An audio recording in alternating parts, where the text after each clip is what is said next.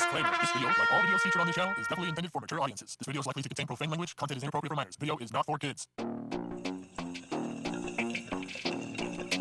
Welcome to the Dr. Greenthumb Show.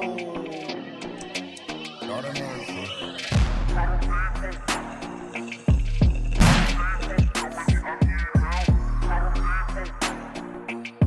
How you doing?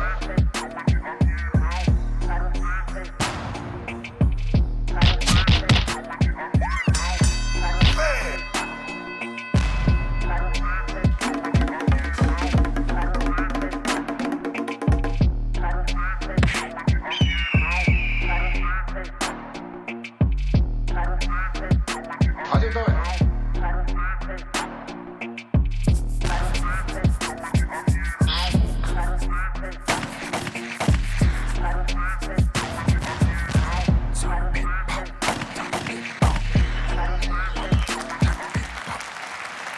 Yes. Hello. Hello, everyone. How are you doing? This is the Dr. Greenthumb Show live on Be Real TV, YouTube, Twitch, Discord, and www.bereal.tv. We're going to be giving away some tickets today, and I'm going to repeat this later, so don't get tired of it, but we're going to be giving away tickets to Cali Vibes Fest. Win a free pair of 3-day passes to Cali Vibes in LBC, y'all. It's an $800 value for free. Look it up. Top pin chat by Be Real TV to see the rules to enter your chance to win a free pair of 3-day passes to Cali Vibes Fest in Long Beach, California, featuring Cypress Hill, Snoop Dogg, and many more. To stay up to date with all the festival and lineup details, download the Cali Vibes app at www.calivibes.com. Remember to get your super chats in before 3:40, the Cali Vibes ticket giveaway. All right. I probably did that early, but I'm just giving you game right now. Awesome. I'm here with my man, the legendary Psycho Leezy. Salute. Viva Las Vegas. Yep, that's where everybody's at. Abandoned the show to go to Las Vegas. Thanks, Z-Zone. Much love. All right, Treehouse crew in full effect, or at least 2/3 of them. You know we're up here just big and back, B. You know we're holding down the fort. Be a boo. Always. Know what I'm saying? Bolton Blom, bro, and the Dominator. Blambo today. I said bro by accident. I'm so And sorry. good thing you were not here yesterday because you'd be making fun of me for the next month. What happened? I butchered a couple words. Oh, I know you did. I mean, it's not without saying that you butcher words on the daily. She was blind. And we have the rolling champ in the building. My man. Back in action. Cool Modro. Back in action. Yeah, Cali Vibes is gonna be dope. So yeah, tune in for those tickets. Yeah, Wait. C minus is with E Zone over at where is it? Champs. Yeah. So some of the squad is gone, and we have a special guest today coming in pretty soon. If you guys are up and if you guys are up on game and you guys watch Paranormal Activity caught on camera, one of the paranormal investigators, one of the many paranormal investigators on that show is coming in to sit in with us. Susan Slaughter will be chilling. You could look it up, know what I'm saying, if you ain't knowing. But we're going to ask her if she's got any old man vibes in here, to say the least. We'll see what happens. Anyway, Pedro and I were gone. We went out to see Joe Rogan. And I want to say salute to Joe Rogan for hosting us. Got an amazing place to do the job at, man. Yeah, congratulations to him and salute. It was a cool show. We always have great conversations. I told him a good story, a PCP story. I wasn't on the PCP, but I told him a good PCP story because that somehow came up. PCP. Drive me Yeah, crazy. Austin wasn't that bad. It was really, really good weather out there this time when we went. Yeah, I mean, it was raining, but it wasn't horrible, you know? It wasn't as humid as I thought it would be. No, that's in the summertime, baby. No, I'm saying you ain't gonna catch that right then. You know what I'm saying? And you said y'all was lighting up over there, right? Yeah, we was absolute. Rogan. Yeah, he started off with the blunt. I took Ezone's gonna eat me up with that one, but like I took a hit of a blunt that he gave me. Like he hit it and then I hit it, and you know, Hey. I took one hit and I hadn't smoked on his show before, so I mean, once in a while, it's not bad. it's not bad. I hadn't smoked on his show before, so like it was cool that we actually smoked on that one. I was like, all right, Joe Rogan, let's go, baby. Excellent. It's time. Is he a cigar smoker too? I don't know if he's a cigar smoker. He might. It's possible. Me not know, bruh. Did you also call him Joe Brogan? I didn't call him Joe Brogan, bro. What you trying to do over here? It was a good show, man. I got to say, though, man. He's got a gym the size of like 3 gyms. For real. You want to train? He got it. Wow. Bring it. Like, you could be a UFC fighter and be like, I'm going to go set up camp with Joe. And Joe's pretty diesel, right? Oh, Joe trains. You don't want the ruckus with Joe. He'll choke your ass out. Know what I'm saying? Is this a gym or is this a different one? Oh, that's That's one. that's probably the gym that he had before when he was here in California. The gym he has now doubles that. Awesome. It's freaking awesome. Eitan, our guest is out front. Please let her in. Thank you so much. The only thing he was missing was the octagon in there. Yeah, that's the only thing he was missing. If you wanted to get, you wanted to bust it out. You know what I'm saying? Get it cracking on some on some you want to throw the blows or do some jujitsu or wrestling? Yeah. I mean, he didn't have the ring, but he had the mats. Yeah. And so you can get proper training going on. But his broadcast facility is dope, man. I gotta say, man, congratulations to him for setting up shop properly. It was really dope. Props. Yeah. Yeah, it was cool, man. When you're saying like the mats, were they like wrestling mat styles on the ground? Yeah, wrestling mat style. Nice. No shoes, man. No shoes on that side. If you're getting on them mats, no shoes. But if you're going to the weights and all the other machines and where you're going to do rope work at, yeah, you could do shoes right there. Does he still do the UFC thing?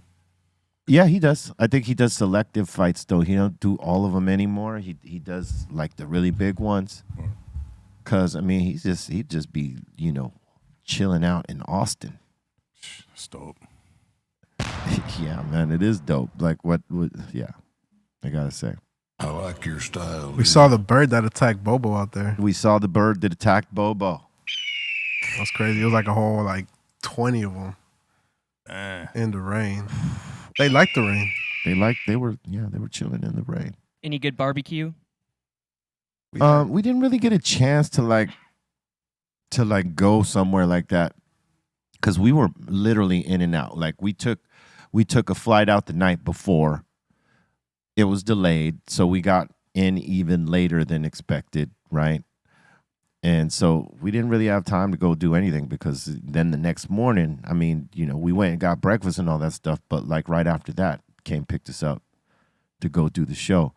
And in the 4 hours that we had to chill, we were at the airport trying to figure out, can we get an earlier flight? But from Austin, there's only 2 direct flights. Everything else is a connection. So if you ain't getting on the 2 o'clock, you got to wait till the 9 p.m.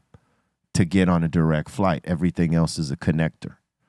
So, yeah, because all the other flights that were available and we were gonna get, we're basically gonna get here at the same time. So we might as well just kept it the same. we would have been home slightly earlier, but still, it wouldn't have made that much of a difference. I know y'all had to transport that, right? I don't know what you're talking about, Doc. Yeah, dude, Joe Rogan had it waiting for us. Oh, see? How'd he get it out there? Did he have the fire or what? Friends, how many of us have them? No, I don't know. We didn't really try his stuff. Huh? All right. Hold on one sec. Suzanne. About to come on in a minute. She's looking for parking. Shout out to Joe Rogan, too, for always smoking big out in Austin, Texas. Yeah, that's what I'm talking about. Like Texas, like they crazy Barbecue with the state law, over there, with man. the laws too, the weed laws is crazy over there. So that's why I'm like, Yeah, out of all the cities, though, Austin's the one that's pretty much laid back with the laws as opposed to all the other ones. Because I know for South by Southwest, when I went out there was people just smoking in the streets. I can't see really it caring. going too long. That law out there. You know what I'm saying? I can't see it going too long. That law, they're about to Yeah, they got to get on the same page at some give it point. the. Word. It was cool to go do the show. And Bobo's out there too. No, Bobo was here. He held the show down here yesterday. Oh, word. He was I heard it was pretty off the chain from what they tell me. Yeah. I heard he started with Cardi B on the throne.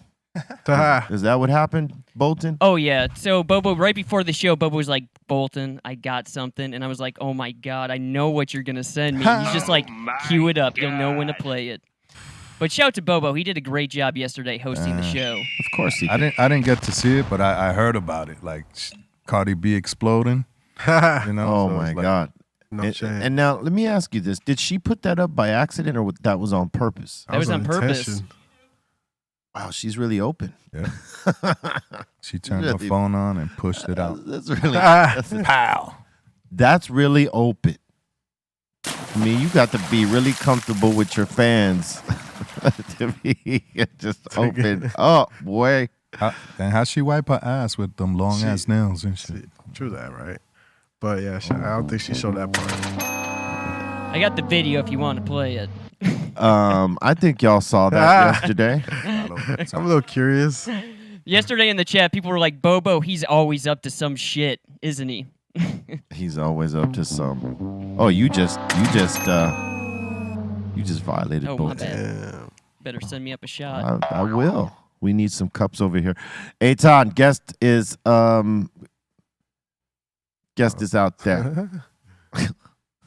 Let's hope. So what you're saying, when you guys went to Austin, you guys made it a quick trip, kind of Yeah. in and out type of thing. Yeah, I tried to go to the bar, but it was too late. Yeah, it was in and out.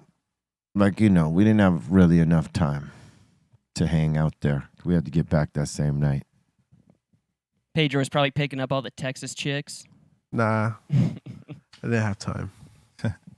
But yeah, I mean, what's it called? I went to the Capitol. It was pretty cool. The actual state. I didn't know the Capitol was there, and they got some really good. It's a really crazy structure. Austin, I never been over Really? Well, what parts of Texas have you been at? there. Dallas, Dallas. That's it. Yeah. How long ago?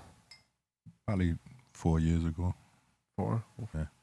A little show. Yeah, little things. Is this what you saw, Pedro? Yeah, there you go. Next week I'll be in Paris. We got a big show out there.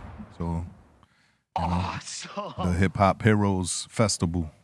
You guys just gonna do the just Paris? You guys planning other shows out there? Yeah, which I'm just flying out there dolo. So I'm just gonna go do that and just probably stay a day and just come back or something. Less in Paris. Yeah. All right. I got some friends out there. They'll come scoop me up. We go do things. The friends.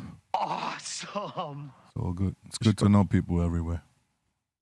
Eitan, come hither. Been calling you. Turn your radio on, goddammit. The hell?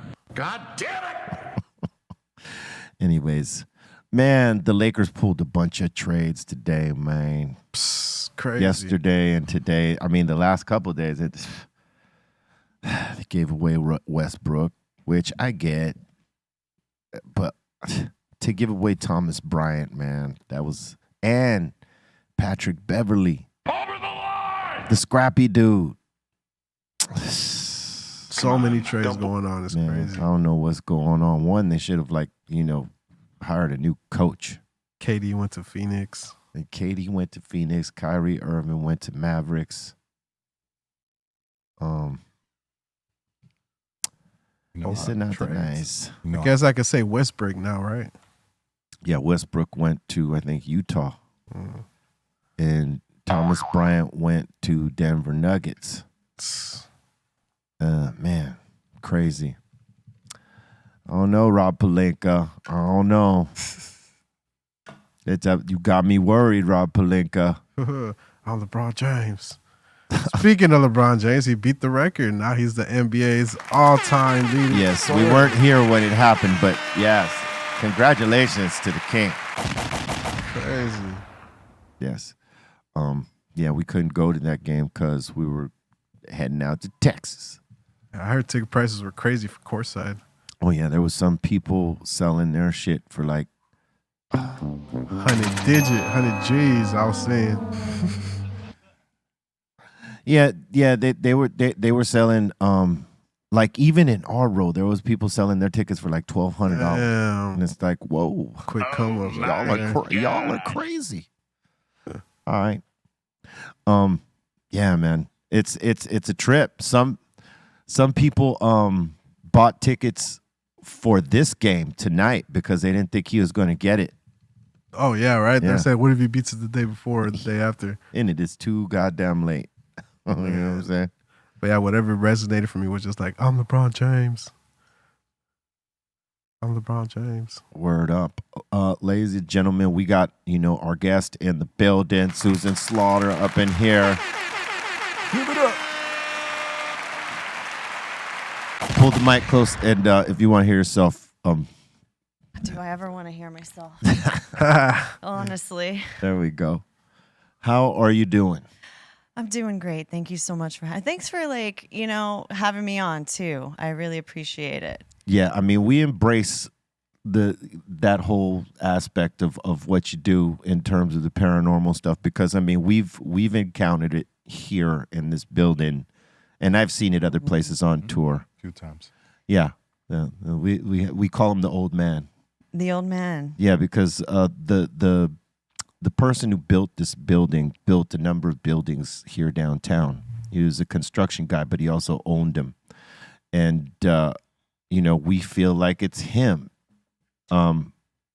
Because a number of things have happened here. We've seen things move, fly off the wall, move across the table when we were upstairs, and a number of things all through here, right?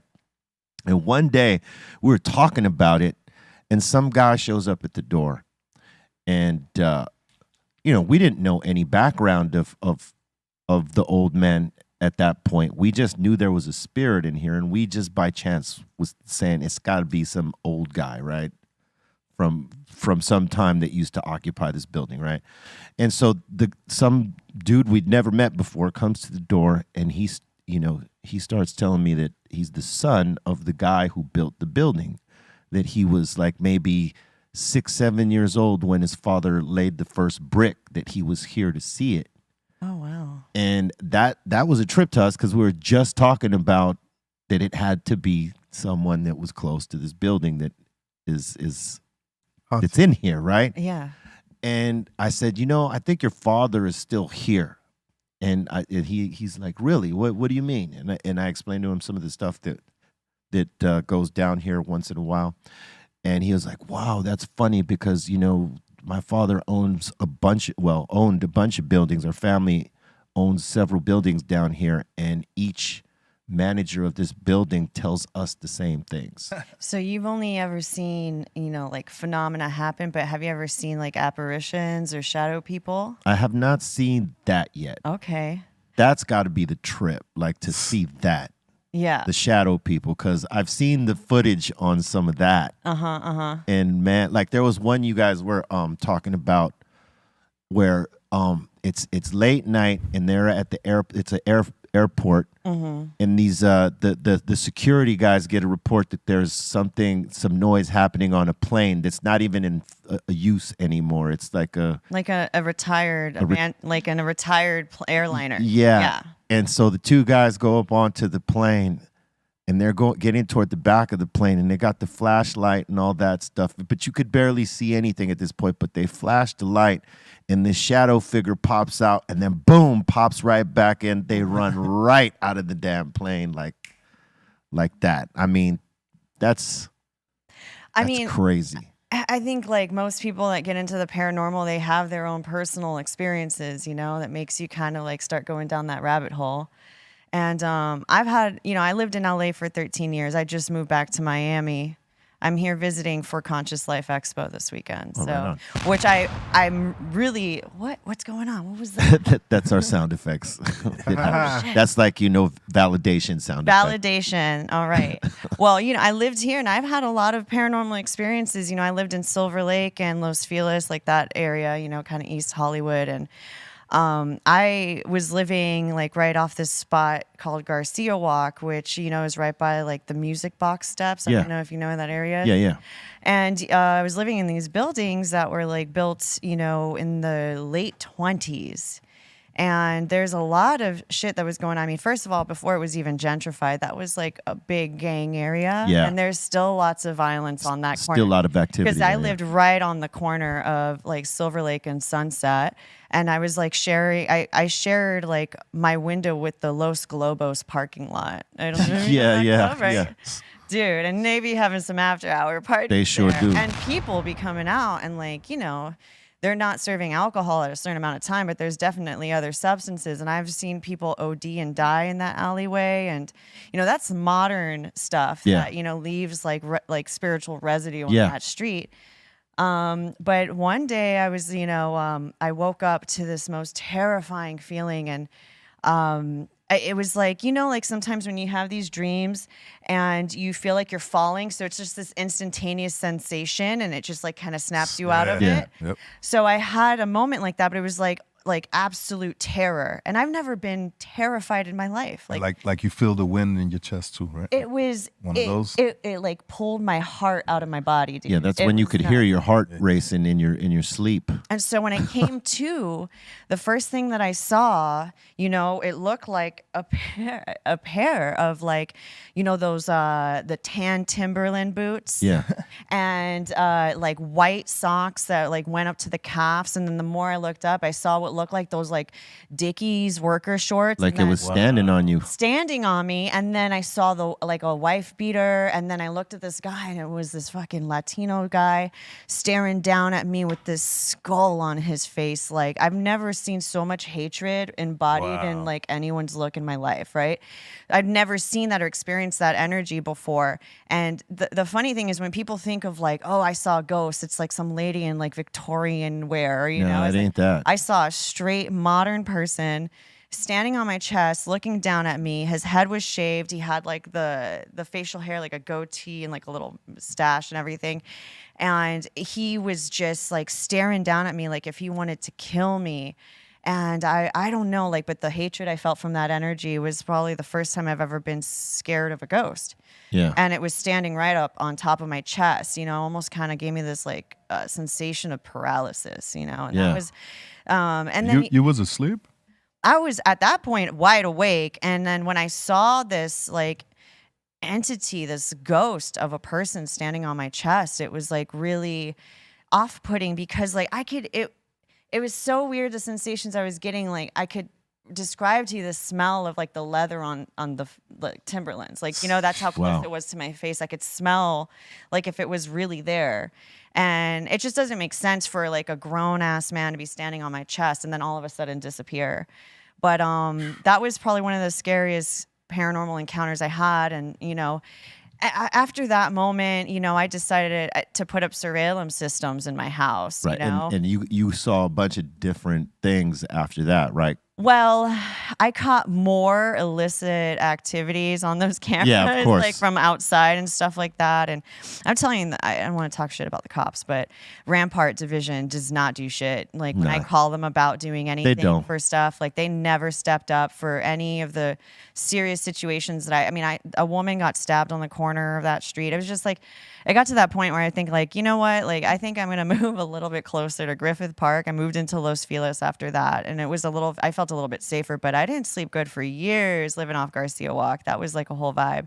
You had a bunch of gangs coming through, obviously angry that it was gentrified. And you have Right. all these like entitled white people coming and taking over their hood. You know what I mean? And I love the neighborhood now, but at the same time, a whole group of Central Americans and Latinos lost that whole corner. You know what I mean? And they were coming in and doing drive-bys while I was living there, and tagging it up. A lot of them cats probably lost their lives in drive-bys there, and he's a part of that residual energy you're talking about, because I see that happen in certain places. Like it's like we were talking about it last week, that there are certain areas, like let's just say like certain stoplights or crosses, where an accident always happens, right? And if somebody loses their life there's that energy that's there, and then it becomes a magnet for that, and you see more of it happening there. Like there's this law of attraction's real, and it goes in any direction,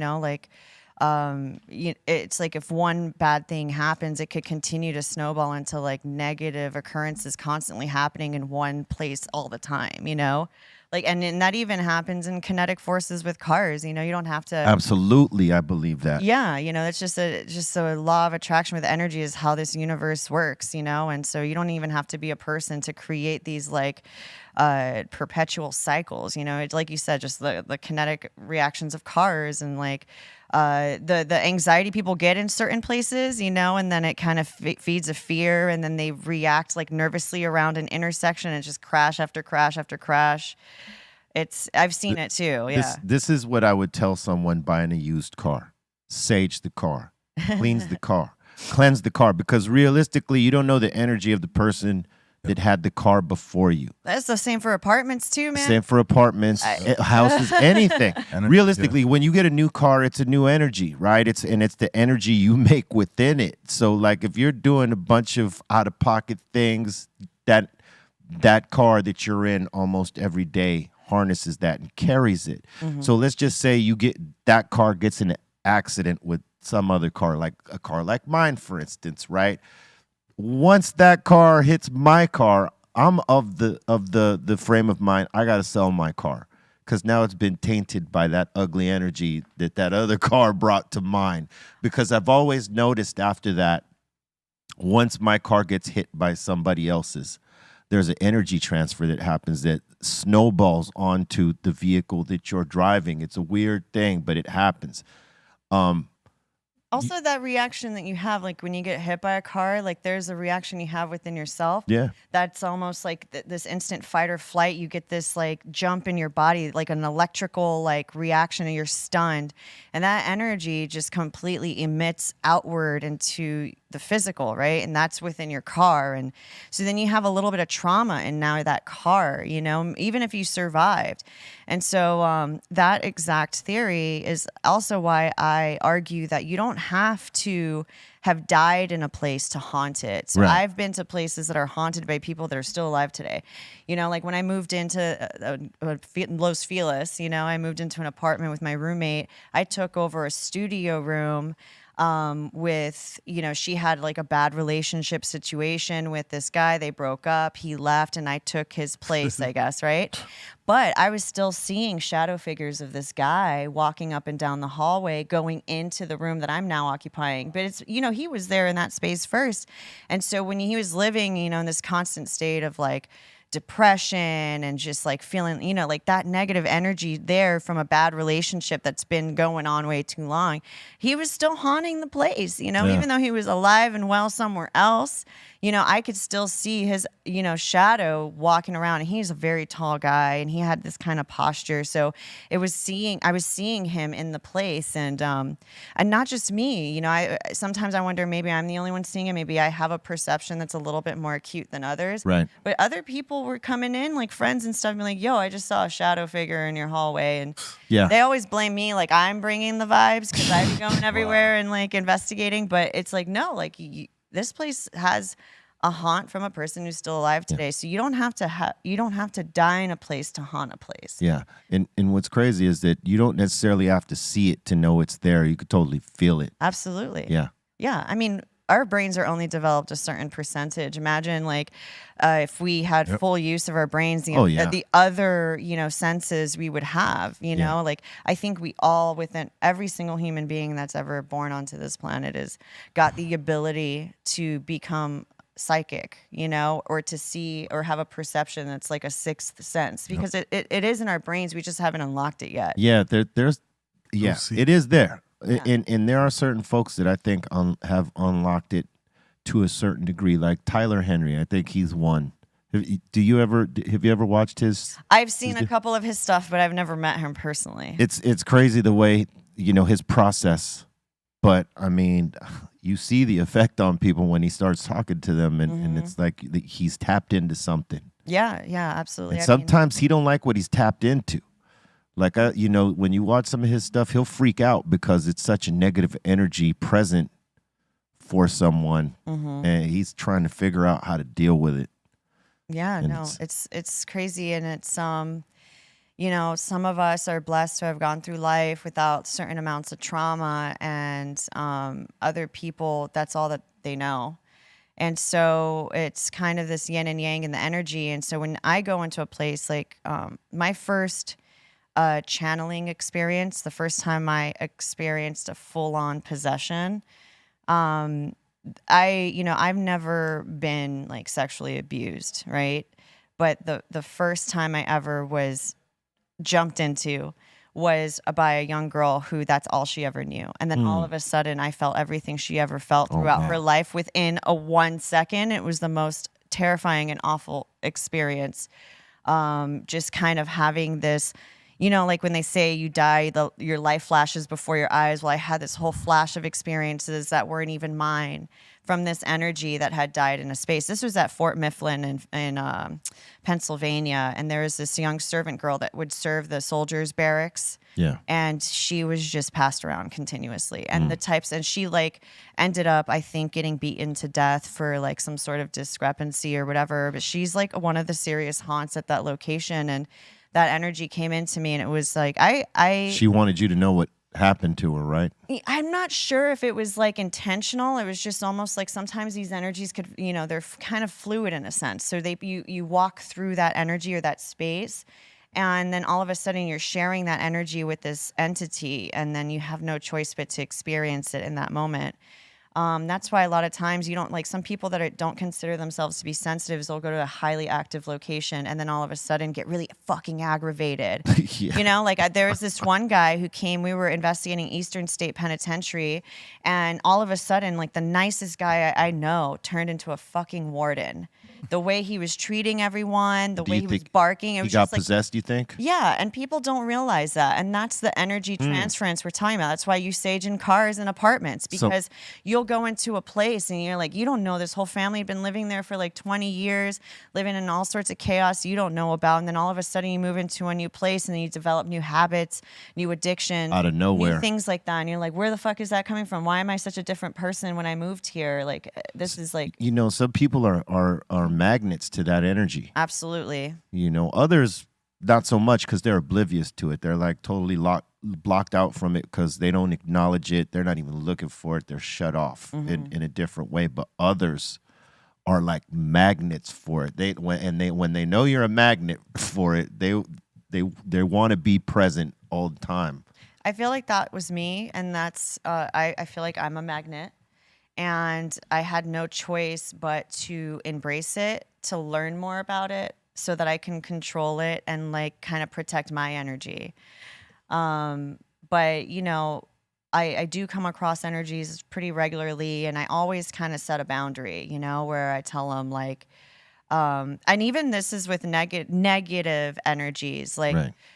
The truly unpleasant energies I've dealt with have always been energies from humans, like left behind, like, Right. negative energies, like with Because humans. that's a different energy. Yeah. For sure. But we do have these dark energies, which I don't really. They weren't made from humans. They never were human, but they also don't have like this motive or agenda to be evil. They just kind of rotate on this like dark energy vibe, which kind of makes humans feel a little uncomfortable. It's energy that we're not used to touching on a regular basis. You know what I mean? And so it doesn't sit well with our, 3-dimensional existence, and so sometimes I get these non-human energies, just like I get human energies, and I have to kind of make deals with them. Right. I say, look, I would love for you to be in my space. This is what I want from you. This is what I want to learn from you. And then I try to understand what they want from me.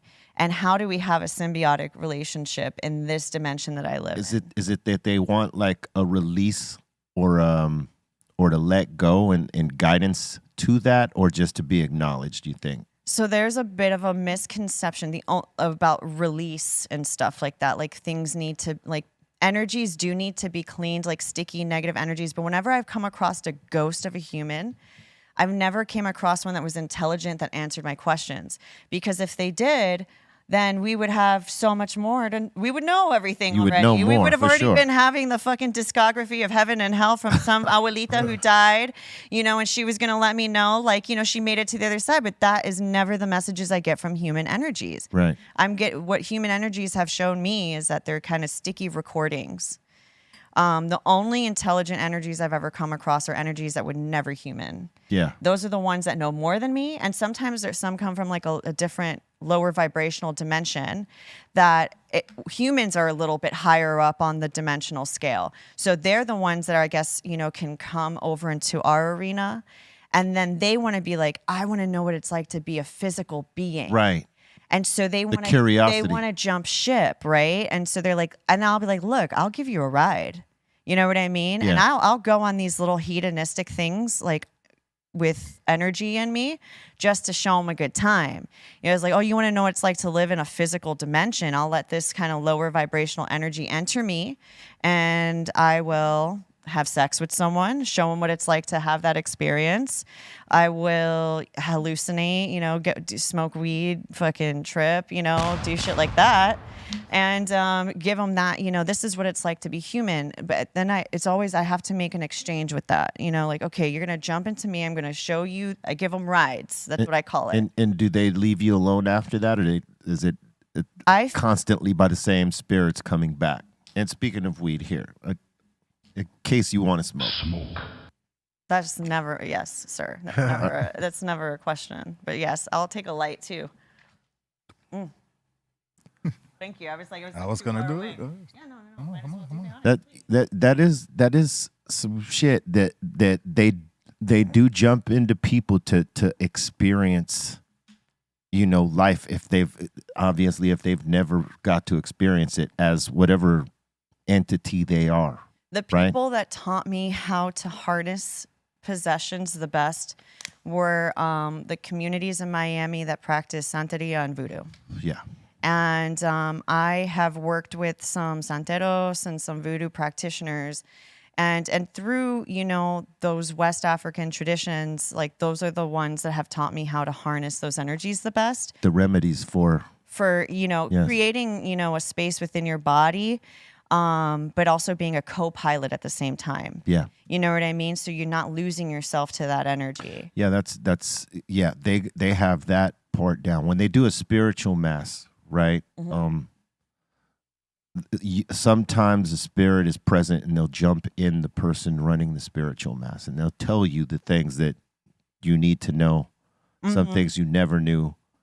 And and it runs like that. And sometimes they don't. Sometimes they don't jump in, but they are present. They don't jump in the person, but they are present. They don't have to, I don't have to give a lot of energies rides, as I call them. Sometimes I will get like synchronicities and guidance from other, the ones that jump into me are like kind of, I don't want to use the term, when I say lower vibrational, a lot of people think that means beneath us. Right. It just means an alternate dimension that's right. on a, you know what I mean? So I don't want to get people to be like, oh, like only lower dimensional beings, come into a person. But highly evolved other dimensional beings, if they were to jump into our physical space, we would probably be microwaved. You know what I mean? We couldn't handle We it. couldn't handle that type of energy. Wow. So what they have to do in order to guide us is to show us signs of synchronicity, come in like these delicate ways, because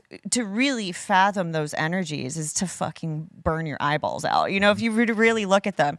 And the best way to talk about that is like, if you think about like the true descriptions of archangels in the Bible, right? We see, Yeah, I mean, I carry around little emblems of like Archangel Saint Michael, who looks like a dashing man with wings and a sword. But when you see the full descriptions of these energies, they're like flaming eyeballs by the millions that resonate in energy that's unfathomable. And if like one of like these types of energies were to come up to you looking like a billion eyes on fire, would scare the shit out of us. Scare the shit. So right. there is a depiction of angels and where they come to us in a way that we can understand them. And so because we only understand things that are of our terrestrial existence or of ourselves, They look like us. They look like us when they come to us because they know we couldn't handle them at their purest form.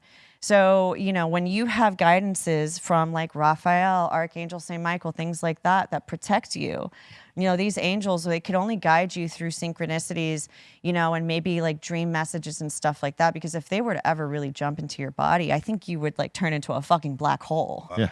You know what I mean? Yeah, it would be too much. Yeah, it would be intense. And the synchronicity thing, that's sort of like what it is with Santeria, where they took a lot of the divinities that you know, right, that they worked with and, you know, synchronized them with the saints, the Catholic saints. I mean, to be able to practice. Yeah, they weren't able to practice their, you know, the root traditions from their motherland, so they had to kind of disguise it with Catholicism. Yeah.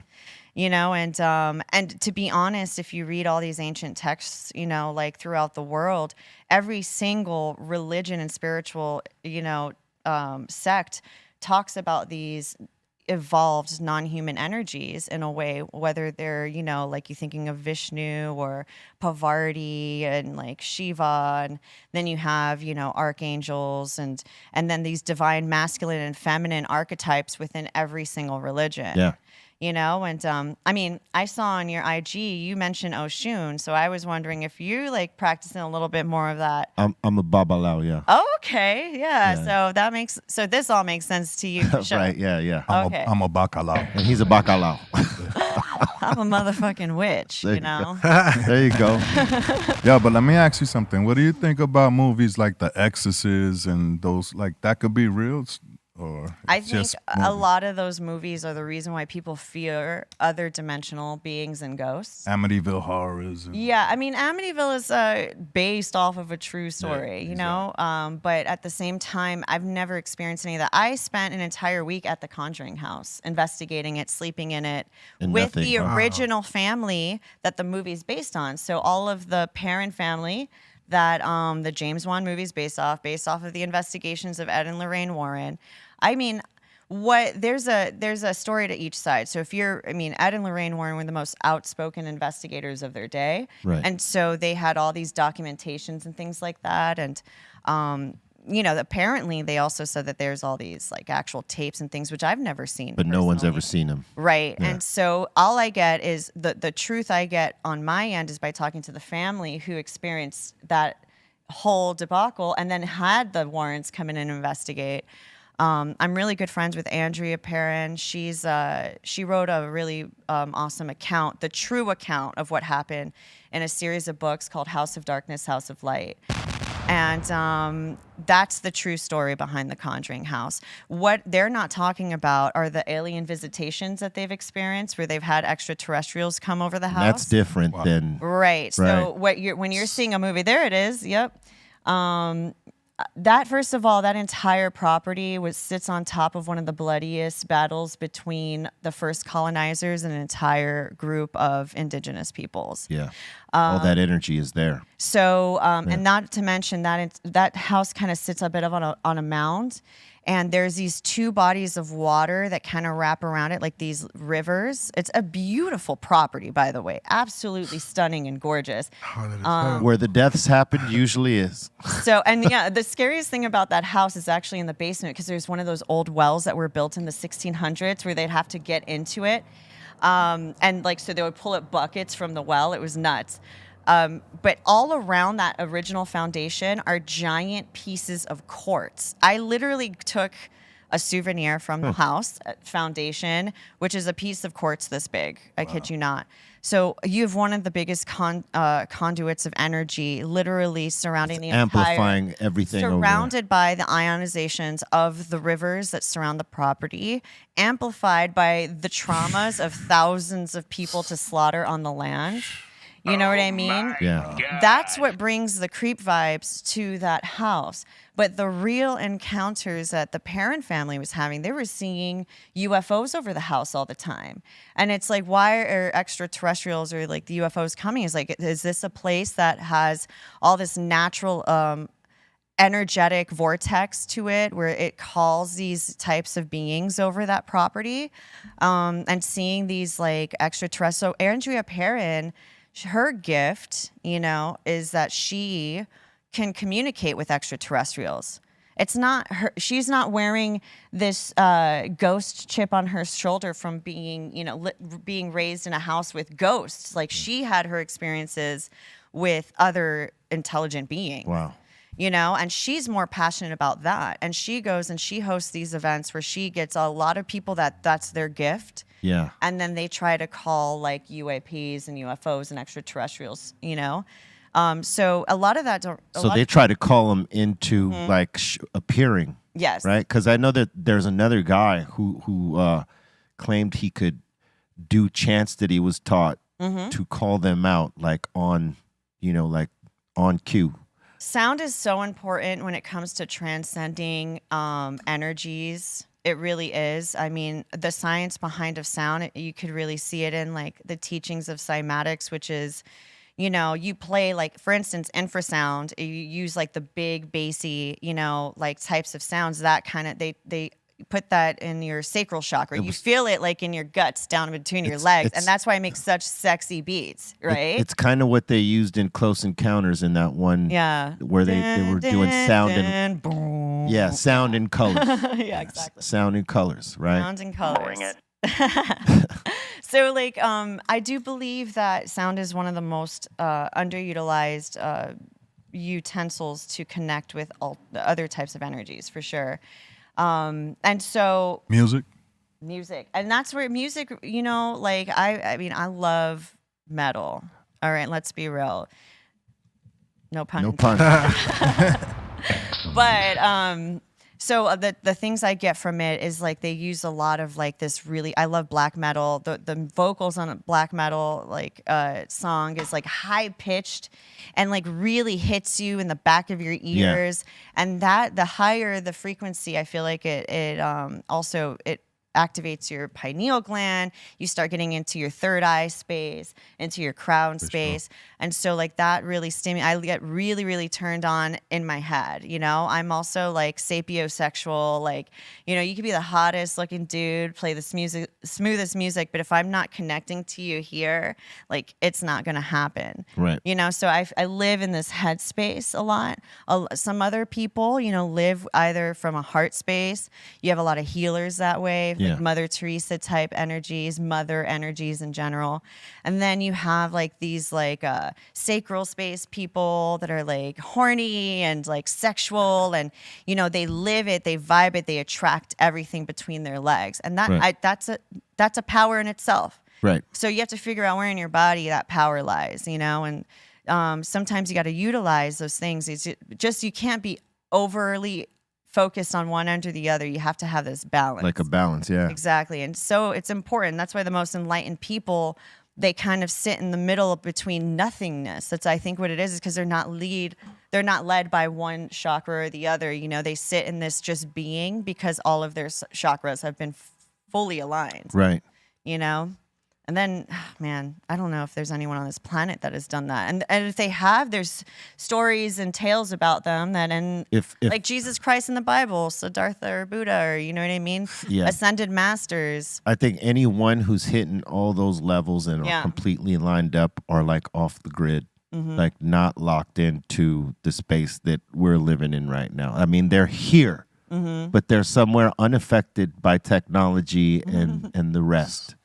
Because I think that's the only way. Because everything else is such a distraction that it's hard. Like for people to meditate and find the time for it or feel like they have the time for it. Everybody does. It's just that the distractions of life take you away from that because life happens so fast. Oh, I forgot I got to go do this. And you forget to lock into something like that, to line yourself up proper. But it's the energy you create. You know, you can create that positive. You choose the energy you interact with too. You know what I mean? Because sometimes those energies can like misalign you, throw you off your tracks. You know, and so something that I've been doing lately has just been like picking my interactions with people. Yeah. You know, like before I was a little too accessible to everything. You know, like. I was always bending over backwards to do all that, and I found like myself super depleted. I used to be super social butterfly, and now I'm like the biggest hermit I know. You know, and I just create my own vibes in my space all the time. And I mean, being this weekend, I don't even know how I did it last year, but last year I had minimal like things I had to do. Like this year at Conscious Life, there's tens of thousands of people that go. I'm hosting a seance every day, and every time I do that, like. A seance, it takes so much preparation and the energy before even people come to it. Energy with myself, energy with my tools. That after I do it, I'm so drained, you know? And then I have to have these moments where I have to recalibrate. And sometimes that takes me weeks to do. And now I have to do one every single day for 3 days in a row.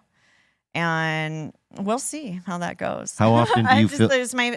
For me, my first time doing that many in a row. How often do you feel like you got to cleanse yourself of all that? Because like obviously being around the other energies, you know, that you encounter and that people have around them, you know, sometimes that sticks to you like as a magnet. You're always a product of the energies you encounter. You know what I mean? Yeah. And so the best way I find I could deal with that is little cleansing rituals every day. It doesn't have to be epic. It doesn't have to be synchronized with the moon and using all these tools and stuff. Right. Like I love me a Dr. Teal's Himalayan salt soak, you know, when I'm feeling my energies off, you know, and just something like that where like, you know, I'll light a certain color or scent or candle, listen to certain types of, you know, I mean, maybe it seems like I'm having a romantic moment, you know, listening to music with candles in a salt bath, but that's literally the little rituals I can do every day to just keep my energies aligned. And you're setting intention with doing all that. Intention is so important. Like you said, oh, go and sage your car, but it's like you could go in with a tool and not know how to use it. You got to set the intention. So people I see it a lot where like, oh, you know, like people like would just go buy a basic little bundle and going like, okay, I sage the house, like it's better. And I'm like, absolutely not. Like there's a whole thought process that goes into like the way I sage, like, and I hope that whoever goes around just a little tool to like become a more mindful creator of your surrounding, especially when it comes to cleansing your environment. Yeah. Yes, sage works, but like, you know, let's look at that smoke that's coming out, right? When you're saging, you're not just saging it like this and be like, all right, you know, I sprayed Lysol all over the place. Like, no, what you have to do is look at that smoke. You have to imagine while you're holding that bundle, your thought process is going from your head down your shoulder into this bundle as you're holding it. Create a connection to what you're touching. Because the whole idea behind the smoke is you're alchemizing a type of energy. And smoke is great because it permeates into spaces that we cannot. Gets everywhere. You know, it gets everywhere. So it's going to get into the cloth. It's going to get into the fabric. It's going to get, and that's why saging is effective. Yeah. You know, but you have to kind of transform this like thought into that smoke and understand that you are the conduit for that. Yeah. If you're not having that present moment as you're saging your house, it's not going to work. Yeah, it's got to be with positivity and love and protection, like all those things you're saying to yourself as you're saging wherever, you know, it's the intention you set. And I have a mantra, and and if this helps anybody to hear it, what I go around is I say simple things. I say, in this space, I invite only things that will serve my highest good. Yeah. That's not saying no bad things. That's not saying no, like only good vibes, because only good vibes is not serving your highest good. Right. So my mantra is like, if there's an entity in here or an energy of any sort, or maybe bad, you know, brujeria coming at me, right? Somebody's doing curses and stuff, right? So I would go there. Anything that is not serving my highest good is not invited in this space, and that's how I sage. Because I believe in duality. Yeah, you Some have of to the have the worst balance. things that's ever happened to me has made me the best person I am today. Well, it's yin and yang. You got to have the Exactly. balance. So you have to, that's what it is, I think, is like in order to properly stage your house, make sure you're only inviting things that is only going to make you better. Take notes, y'all. Yeah. Time stamp. Because that's real. I mean, what is it to have a tool that you don't know how to work? And that is one of the best things, especially when you're moving from one space to another.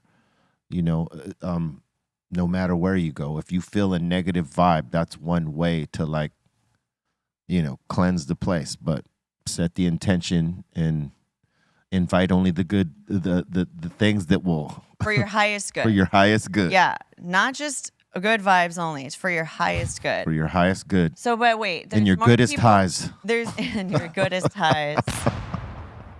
Which are usually all the time for me. Yeah. Word up. Now we're going to get into the torturous part as a stoner. All right. It is that time. Uh-oh. Time for submissions. Time for submissions. Time for submissions. Time for submissions. Time for submissions. How you doing? Time for submissions. Time for submissions. Time for submissions. Time for submissions. All right, we got a bunch of submissions in today. Like Be Real said, they're trying to torture us. We got Adam up in here with a little bit of chicken from Mountain Mike's Pizza. Or, I mean, a little bit of pizza from Mountain Mike's Pizza. There we go. Little Chicken Club Pizza. My bad. Chicken Club Pizza. You're out of your mind today, Bolton. know. What's going on? It's been a wild 2 days. Yeah, sounds like it. I would have that. Looks pretty It's good. interesting, yeah. No tomato slices. What? You know Pedro. He's picky. All I right. like Pick. a lot no of cheese. pineapples. That looks like a lot of cheese, which I'm into. All right. We got Jose up in here with a little bit of chilaquiles. What is it? Oh, my God. Chilaquiles? Chilaquiles? Yes, we got the whitest white guy. Chilequiles. Chilaquiles. I said it right the Chila. other day, but not today. Chilequiles. Chilaquiles. Las. Las. Chilaquiles. Chilaquiles? No? Breakfast Chilequiles. champions. What do you guys think? Less. Say less. Chilaquiles. No, I mean say less. Less. Less. No, I mean say less. There you go. Oh, yeah. That is a good plate, though. That is a very strong, robust plate. Those are not chips. Those are not chips. I like Those are queso handmade. fresco on top of the. Yeah. You know what I mean? I see that. That's yummy. It's a good touch. Well done. And we got our boy Justin up in here saying he made his first batch of wings up in the oven, saying they're fire. Nice. We don't get paranormal stuff. We get the stuff that's making us hungry before the show's over. I mean, I'll give up a ghost for a good meal. All right. No doubt. Not bad. Your presentation's a little off there, but we get it. Awesome. Canned corn, though. Yeah, canned corn. Yeah, I was see. thinking the same You thing. know what Yeah, I canned mean? corn. Canned corn, though. Add some cheese. That's where you lost me. Yeah. You could be lost with canned corn for sure. Canned anything, really. No, I love canned hearts of palm. Palmitos. Qué rico. All right, let's see if I get this right. We got Roland up in here with a little bit of shrimp periata. There we go. Shrimp Periata. Periata. He doesn't have Ray up there to help Yeah, him right. today. Can we just appreciate like the setup of the shrimp and how they're in this like perfect little golden ratio situation? Yeah. Look at the opposing like they're just facing these ways with that lime in the middle. Yeah, the presentation. Presentation. Yes, it's like the spiral of life. That's good energy right there. That's like a mandala of shrimp. Joe's looking at that like What? you eat shrimp, right? Yeah. I fuck with aguachilas a lot. I don't know about this. That's why I'm like, I would do this. see you drooling over there. Like, I would have it. Yeah, that's my steez right there. I would have your portion less and C minus's portion. I'd have to be working out the next day to work it all off, but I would have it. I have a steak. I wouldn't feel like that after shrimp. I'd feel like that after chilaquiles, though. Yeah, for sure. That'll definitely weigh you down. And we got Senor Smoker up in here with a little bit of homemade pretzels for pretzel night. All right. Okay. It always looks sketchy before you bake them. Once you bake them, they look amazing. All right. Let's see. Oh wait, no. I like the lighting on this one better. We get a little bit more of a shadowy contrast there. You know, this off-kilter lighting. It makes it look a little sexier for sure. Should it have been a little bit longer bake time? Hold up. Yeah, it looks Ooh, a little, Oh, okay, there we go, all a right. little all right. golden. There we go. Now we're talking. And I see some like coarse salt on top of that, sir. Yes, sir. gotta have salt. All right. Homemade action. Yeah. Pretzel ain't a pretzel without salt. Nah, you're right, B. No I've doubt. never been a pretzel person though. I'm like, Hard pretzels, yeah, it's tough with those. But like them soft pretzels like that, awesome. I mean, if you're starving and they pulling out a pretzel, You will have eat it. that shit. it's true. Give me some water with that. It's nice. Oh, you're gonna need it. Expand like this inside.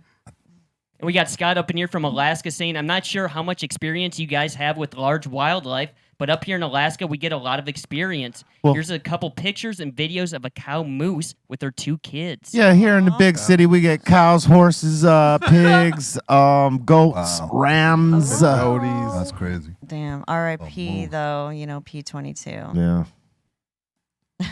Saying, here's the moose licking the salt off my vehicle.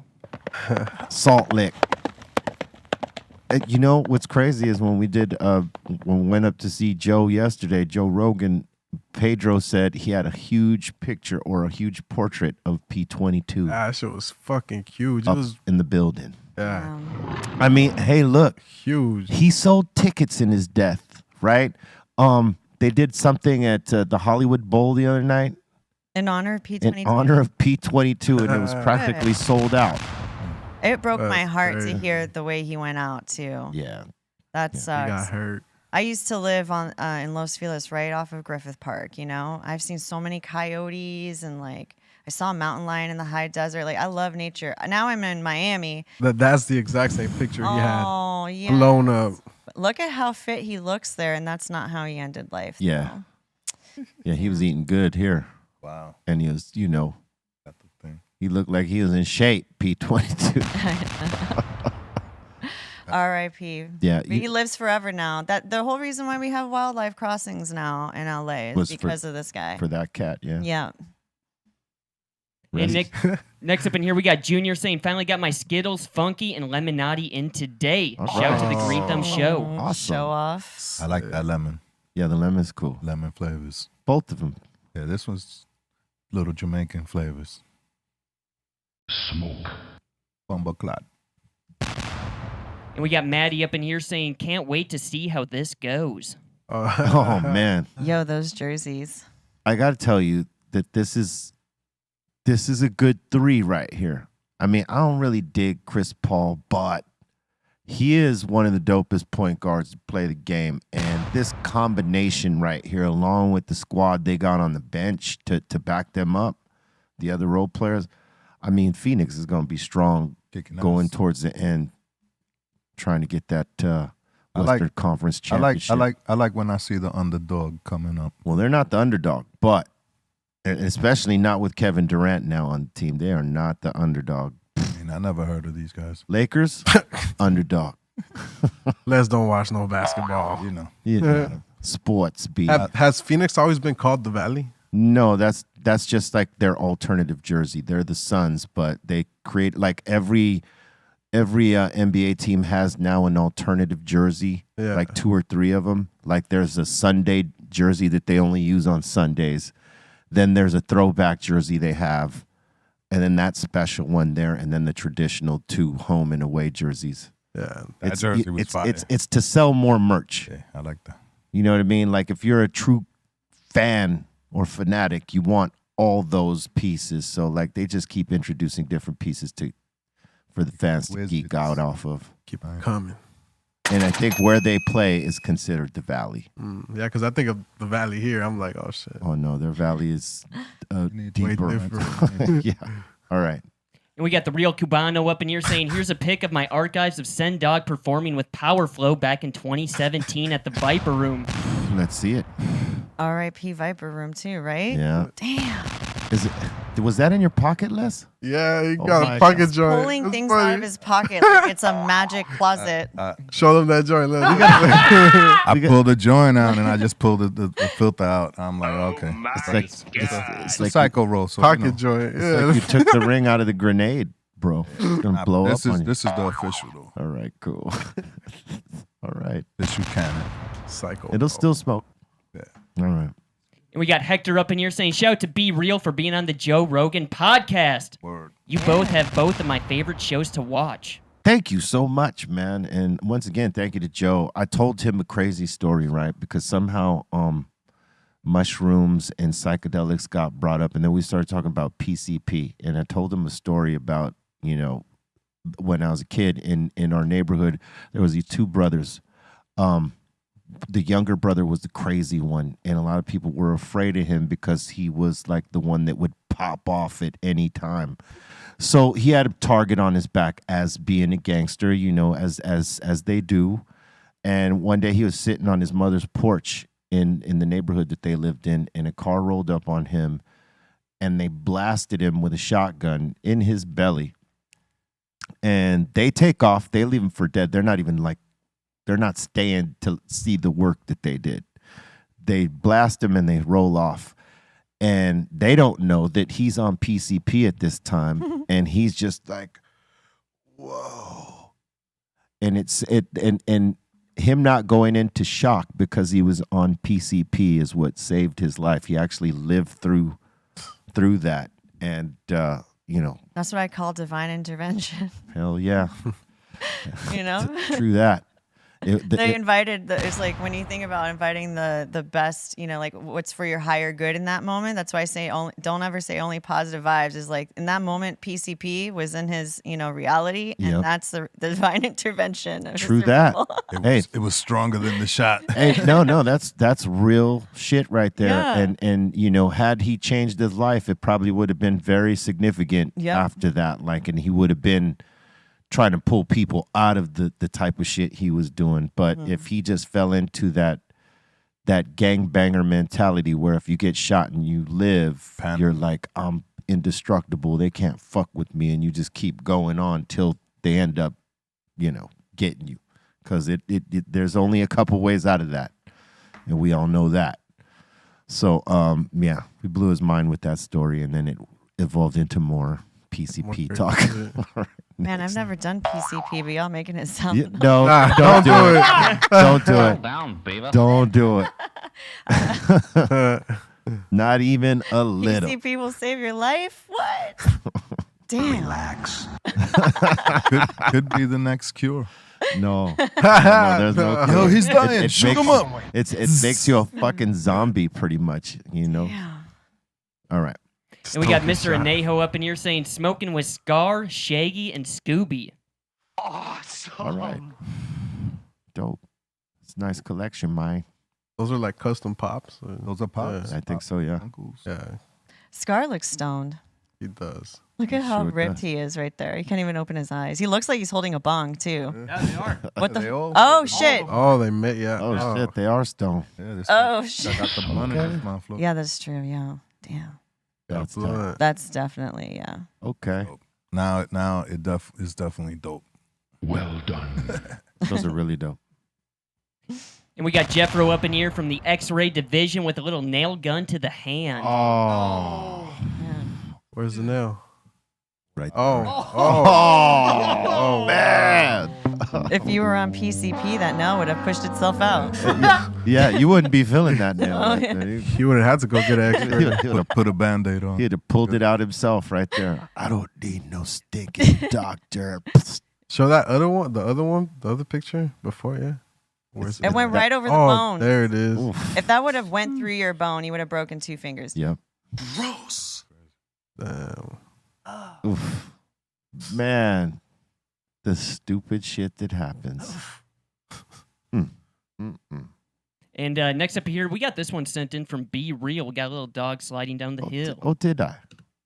Oh.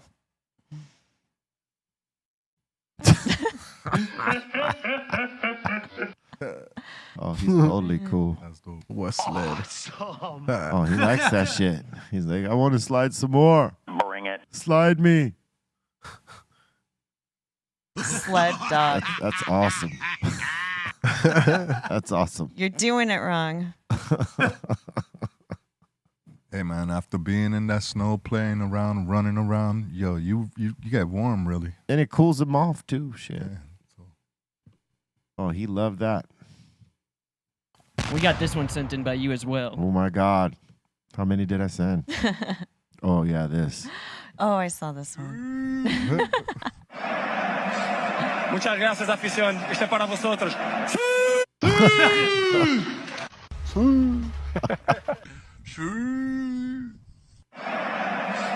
Muchas gracias, afición. Este para vosotros. I would have been mad to see this if I would have got served any of these cups right here. This dude's blowing shit into my. What the fuck? But it is hilarious. Whoever thought of that. Drink them all. Yeah, that was good. And we got some, me and B-Real ordering some McDonald's here. Okay, sir. Okay. So let me go over this again. You want a Big Mac, a large bulk, a 6-piece bacon nugget, and 3 chocolate built bookies. On Bloods. That's what I want. That's it. That's it, Trip. That's Sir. Okay. So let me go over this again. You want a Big Mac, a large bulk, a 6-piece bacon nugget, and 3 chocolate built bookies. On Bloods. That's what I want. That's it. All blood. That's what I want. Wow. She's like, bulk? Yeah. The way she You said want that. a bulk amount of that, sir? She was offended by your order. Oh, he said a bulk. B-O instead of bulk. Coke. A poke? No, Instead it of means Coke, Coca-Cola? it's substituting the C for a B. Oh, So this instead of saying Coke, he says Boke. I couldn't do her job. She obviously, I would have ruined Anywhere your with a C. order. He was totally I'm not equipped for that. He was totally fucking with her because it's the way Bloods talk out here. Like they'll replace the C with a B. Yep. So if they want to say, let's go smoke a cigarette, is, hey, let's go smoke a biggerette. Like that. And he was fucking with her with the blood talk. Bolton does it as well, don't you? Big and back, B.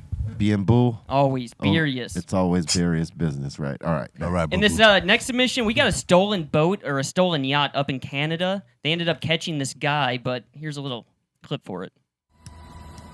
Wow. That was stolen. You'll see the rescue guy kind of going over here, swimming towards him. Yeah, homeboy stole the boat because he was wanted on top of the fact that he stole the boat. He was just trying to escape, He's just living his best life. which is why he stole the boat. Oh. But alas, he does not get away with the boat.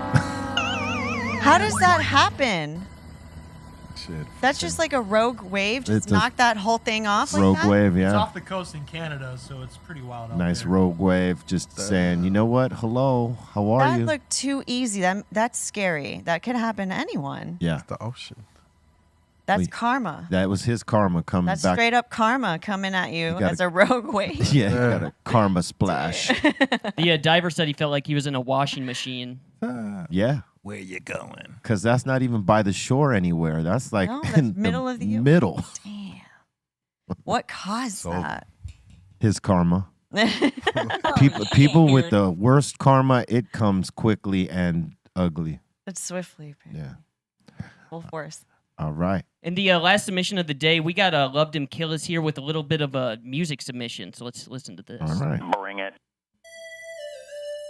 Freestyle Pedro right here. Come on. Come on, Pedro. Check. I'm not 1, doing 2. it right now. He says I'm good right now. I'm not even gonna try. Come on, Colton. This reminds me of something DJ Quick would pop off on. It's not bad. Yeah. All right. Sounds like a little West Coast. It could be definitely. Zapper Rogerish. Ice-T. Like a Yeah. Yo, this is Ice-T, man. Ice-T, spit a I could freestyle. definitely hear Ice-T on that. Yeah. DJ Quick on the beat, Ice-T on the rap. Yo, this is Ice-T. Know what I'm saying? All right, that's a tight beat though, man. Yeah. Nice. Thank you very much for that submission. And thank you for all your submissions. Keep them coming to BeRealTVContests@gmail.com. And we will get them on. Yes, indeed. I guess we got caught up with all the submissions we had from the weeks that, we were behind. Yeah, we were behind for a few days, but yeah, now we're all caught up. We're good. Caught up? Caught up. I'm reading here. This is crazy. A man was arrested after climbing the Ritz-Carlton Hotel in downtown, like that huge ass one at the Live Center. Someone tried to climb that. Why? It's not even that tall of a fucking building. I just That's find it tall crazy. enough to die off. Yeah. It's tall enough to die off of. Yes. I there a guess that's. picture? Is there any footage? He got arrested already. But this is the one he climbed it up again. The Chase Tower up in Phoenix. Wait, hold up. He climbed it up again. He climbed up again. Oh man, I'm gonna call your mother, Colton. This is not. We don't have footage though of the Ritz-Carlton one, just the Chase Damn. Tower. We don't have tolerance for mispronunciation. Hey man, that's like being a vandal, like a graffiti vandal. You got to do it. Do that? Yeah. You don't No, gotta. It's a high. You like yo, I gotta do this. It is a high for the you guys they doing gonna it. film you and He'd be climbing that faster if he was on PCP. Yeah. Hell yeah, no fear. No fear on PCP. Says, I'm going to the He'd top. survive if he fell. go to the top Take it straight to the top. and slide down. That's Spider-Man, y'all. Yeah. That's craziness. Have you Look been? at that. Look at that. Oh no, thank He could be on American Ninja Warrior doing shit like this. Wow. You ever trip off that? That shit is hard. Look, if he was wearing a whole costume, he would be a real life superhero. Yeah, he could. You know what I mean? Might as well wear the But you gotta Spider-Man. say You think somebody. cops are gonna be chasing after your assailant like that? No, but that guy will. He's gonna go into like crevices and get your dude when he least expects it. Yup. If he got Go enough, wrong or right. If he got energy to fight after a climb like that, might get beat up. Stop. Get all the way to the top. Then he gets beat up because shoot he's him. spent from climbing the building. I'm pretty sure he got arrested after doing that, right? Yeah, he Yeah. did for sure. Because Too as well. yeah, I mean, it's your life, but still, they're gonna take your ass to jail, no matter what. But man, no harness, nothing. If he slipped, if his sneaker caught a wet spot somewhere, and he had just slipped, there was nothing. It was raining a lot in LA too recently too. Yeah, there's nothing that would have stopped that slide. But doesn't anybody here at this table have a little bit of a death wish? Just a little bit. Um, I was like, it's a weird question, but sometimes I feel like that's why people do reckless things. Well, Like if it ends today, like, God, what a relief. the most reckless shit I've done in my life for that is gang banging and a bungee jump. Yeah, that's what I do for sure. That was it. Dipping in those two worlds where you take your chances. Nope. The bungee jump was in Daytona. It was Daytona Spring Break. We were doing an MTV thing there, and they just so happened to have a spot to bungee jump. And it was like janky, but like a few of us decided, okay, we're gonna go up. And we got egged on by Peppa from Salt and Pepper. Like she had just came and bragged to a bunch of us that she had just done it. And it's to a group of guys, right? So we're all like feeling like she just challenged us. We got to go too. And so it was a couple of us that went and did the bungee jump, and then she waited till we were done and went and did it again and jumped off the damn platform backwards. Like we were all like, nervous just to go forward. She goes out backwards. I'm like the upstage of upstages. But like I didn't go back up to try to beat her. I was like, that's it. You got me on this one. And I was afraid of heights back then. Like that cured it. But at that point, like the anxieties I was having, like going up to the platform was crazy. That bungee jump is no joke. They be doing like the crazy stuff where the people are in it pranking you that you're really falling. Like they'll still all the loose cables, but you're still attached. I did't get pranked, You have but I'll heart tell you attack. what, man, the thoughts I was having going that 260 feet up was crazy. I was like, oh my Stomach God, turned how upside down. did I let myself get talked into this? But it was cool after. I didn't look at heights like I did previously. It wasn't that bad anymore. When you come falling down and then you bounce and falling down again. And then the worst thing happened for me is that my legs crossed up. So I started twisting and spinning while I was upside down. And I hate that. As a kid, I never liked the spins. You know what I mean? Fucks with my equilibrium, obviously, right? So when I came off of that, I must have spun 20 times. And when they dropped me to the ground, Busta Rhymes was right there waiting on me. And I'm like stumbling like I just drank a 6-pack or something, you know, like malt liquor. I was like just out of it. And he goes, yo, son, you all right? I was like, yeah, I got to sit down right here. You were seeing like 3 busters. I was seeing 3 busters, yeah. Bus. Yeah. After that, I was cool on bungee jumping again. I was like, nah, I'm not going to do it. Well, you did it once. It's good. Yeah. Skydiving. Someone asked me about it. I was like, I don't know about all that. Not yet. Maybe, but nah. I don't know about all that skydiving shit right there. That's a hell of a bungee jump right there. That'd be cool. Oh, wow. Yeah. That's crazy. Oof. Oh, man. I mean, that is nuts. Mine pales in comparison to that shit right there. Her face screamed she was ready for it. She looks so ready. Yeah. She got balls of steel. She just jumped right into it. There's this footage of some folks that go to this one cliff, right? And it's much like this. And people get up to the platform and at the last minute they're like, I can't do it. I can't do it. But the operator's like, nah, fuck that. You got to do it. And they push him off. Sometimes kick them off. And they're like, they fall off the platform and they're holding on because they're looking beneath them. And all they got to do is let go. And the bungee cords got them. But they're hanging on for dear life. And the dude comes off. And That's a metaphor for life in general. I seen some dude pull someone's hair like they were about to like fall down, and homeboy pulls his hair to hold on, and the instructor gets pissed.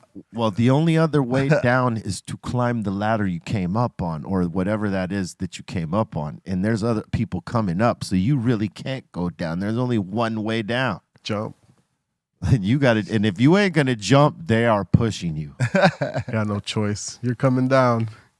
Yeah, nah. I would not do this in the canyons. No way. No way. Suppose that damn thing snaps. Somewhere where you got a chance to. It has snapped plenty of time. Or you bounce and you bank right into the mountain. Yeah, like a pendulum just smashed up against the side of that. Oh, no. No fucking way. No fucking way is right. I could not. No way. I have a quick question. Have you ever been to a place outside of the U.S. for paranormal? So actually, that's where I mostly investigated is abroad. Usually, I started my career in other countries investigating on a show called Ghost Hunters International. And so, yeah, I've investigated in 48 countries. Wow. What was the craziest place that made you say made you have like maybe a second thought of entering?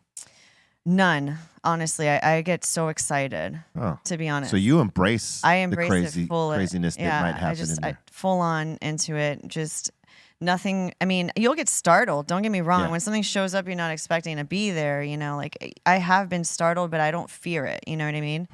I'll tell you one of the most fucked up places I've ever spent the night. I mentioned the Conjuring house, but abroad. So there is this massive femicide.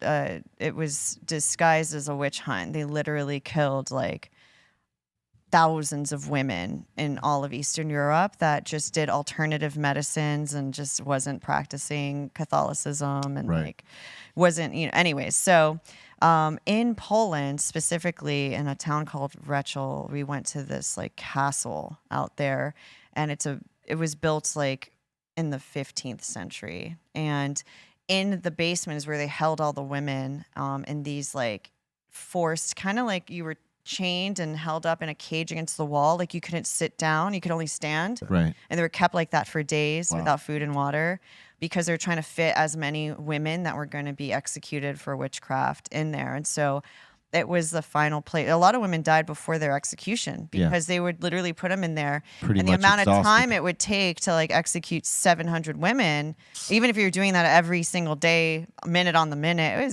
which doesn't happen, you know, Yeah. like there's this revolving door of executions outside and they're stuck in this dungeon, you know, waiting their death. Some people died from like, you know, hypothermia, like exposure, things like that.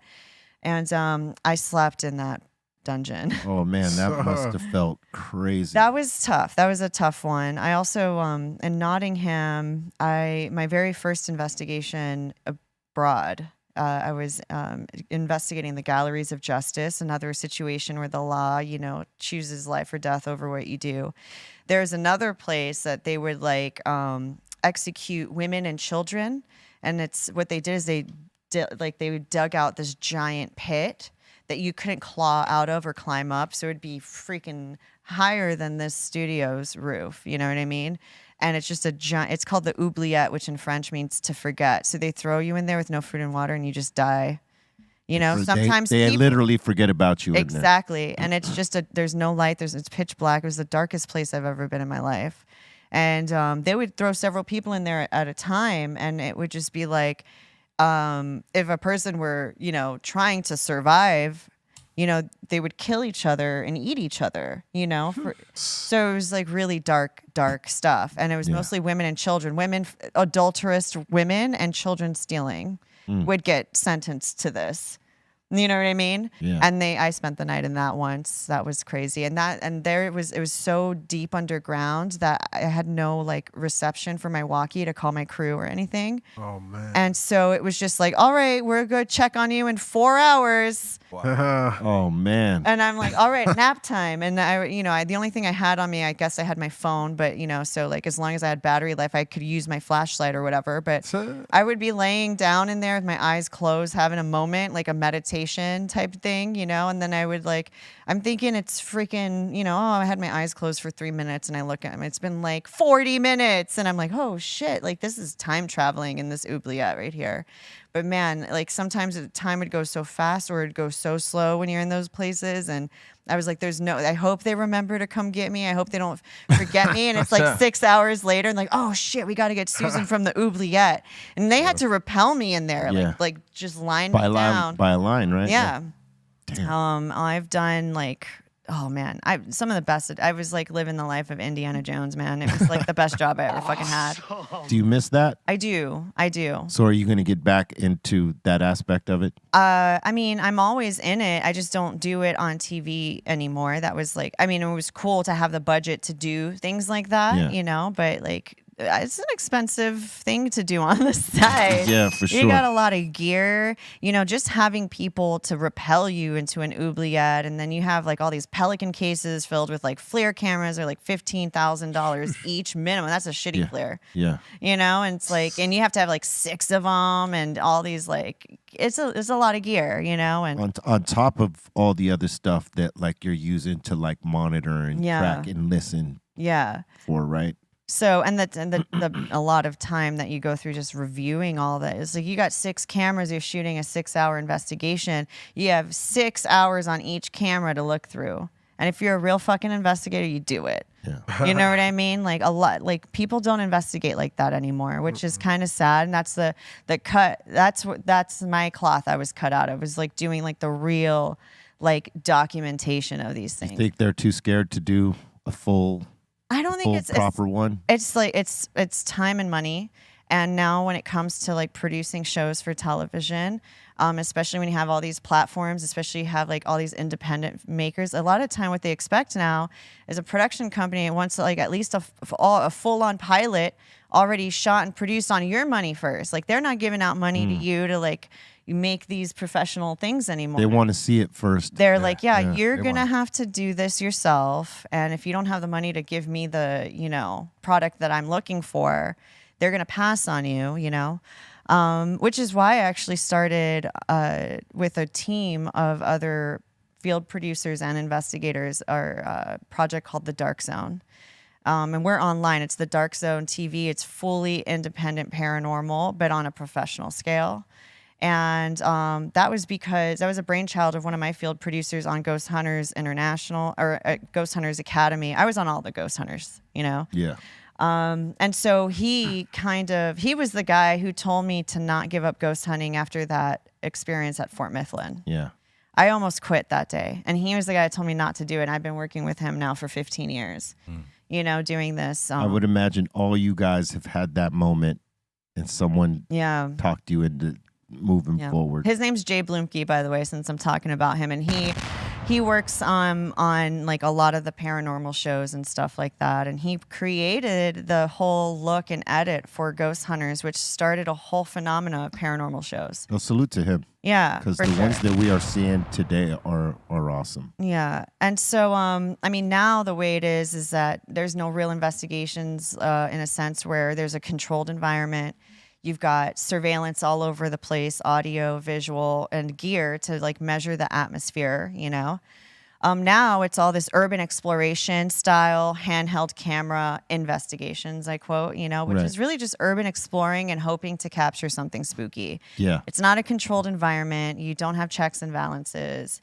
There's no way to gauge the energy that they're picking up, and so it's things like that it kind of perpetuates a little bit of this paranormal tourism, which then sluts out these beautiful historical places and the energies in them, where everybody goes to now and they all try to ghost hunt, and then you have these beautiful places. Imagine if you're a trapped energy there from like something traumatic that's happened to you. And you have people constantly confronting you with that memory over and over and over for hundreds of years later. Calling you, calling towards you to come forth and talk about it yet again and again and again, right? And not in a professional way a lot of times. Or some people leave energy when they go there. So now you have so many people going in there. And it's pushing away the haunts that made that place famous. So the energy is malleable. So the more that a person goes there, stays there, and they perpetuate this idea that no longer is the truth of the space anymore, if that makes sense. Yeah.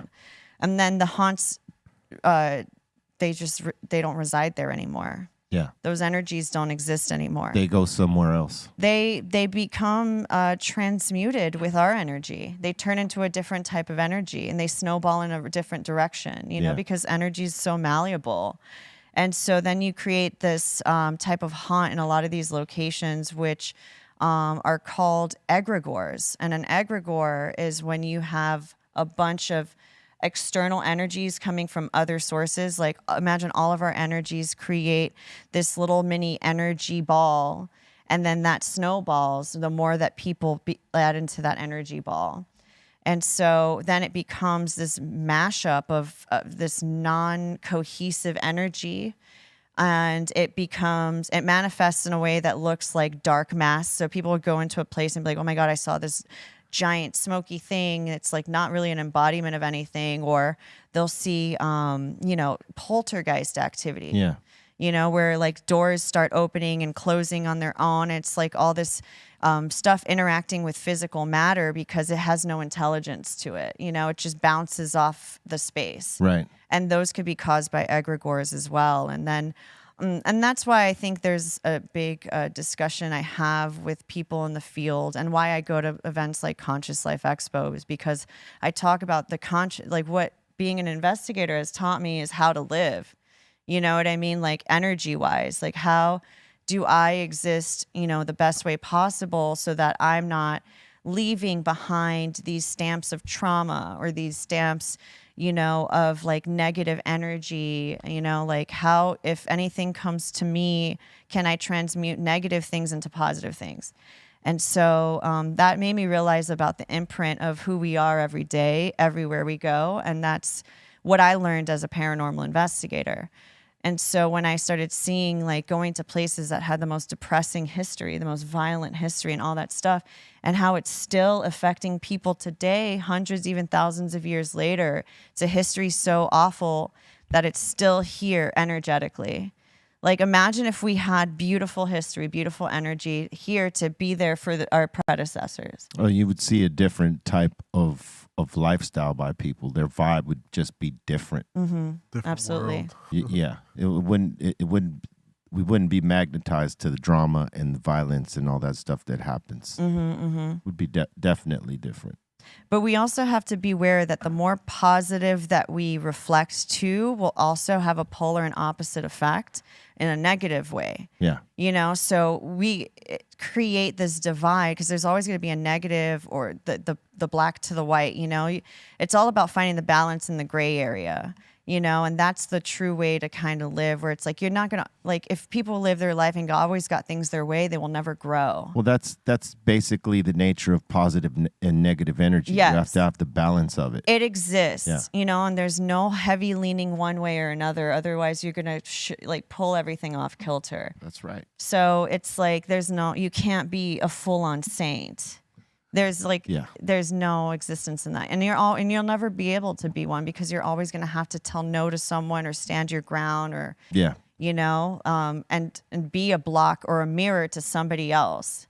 So there's too many of us on this planet for us to get along, and I think the wars and everything that we have going on is part of the perpetual rotation that is the yin and yang of in our existence. Yeah. In life. Exactly. It's that yin and yang. Word up. We're about to open up the doors to the Insane Asylum. That means y'all in the live chat, you got a comment, question, shout out, suggestion. Let's go. Welcome to the Insane Asylum. All right, let's do this. First question of the day up here. We got Callie Highs asking, I wonder if Susan's ever seen an animal spirit aside from humans. He's saying, hardly do you ever see an animal ghost. Why is that? Wow. Great question. I have seen animal spirits. I've captured them on camera. I have audio of them on investigations. One of my favorite audios I ever captured, we were at Lopino Plantation in Trinidad. It was a cocoa plantation built by French settlers. And we got EVPs, which stand as electronic voice phenomena, that was captured on audio of entire herds of horses, galloping through. And you could hear them snorting and walking and all of that. That was one of my favorite EVPs we ever captured. Ghost cats. I mean, I've seen the spirits, little shadow spirits of, even my beloved pets that have passed on. Definitely ghost cats I've seen a lot of. And dogs. I remember staying at my friend's house who had just lost a pug. And I heard the little piddle paddles of an excited pug. And you hear it on the hardwood floors and running up and down the stairs and the little snorting that pugs do. So definitely came across some animal spirits. Yeah, there was one I saw on Paranormal caught on camera where this couple's ring cam caught a dog coming and then it coming onto the camera and then it just disappeared out of nowhere. Yep. And they said it looked like their dog that had just passed away. I don't know how long it was between that. But it was a trip seeing it, that they caught it and they submitted it. There's also one of my favorite clips on Paranormal caught on camera. There is footage of a deer that had just been hit by a car, and it was on camera. It was kind of a hard clip to watch, a deer finally succumbs to its injuries and lays down on the street, and then you see what looks like this kind of mist lift up out of its chest and then walk across the street, almost like the spirit just left this deer in the middle of the road. So that was also one of my favorite animal clips too, for sure. Right on. And we got LCR Jr. up in here asking, could you please tell me if spirits or energies are attached to humans, and how do you know when one of them have visit?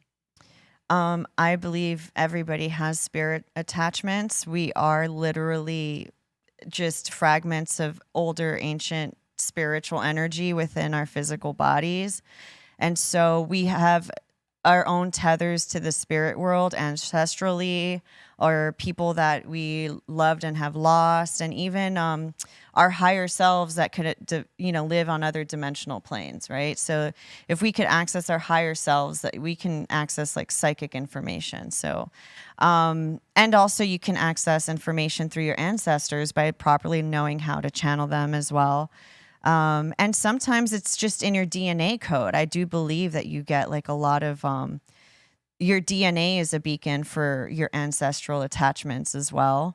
And there are also energies that will, be drawn to you, like in passing. You might attract energies from other places.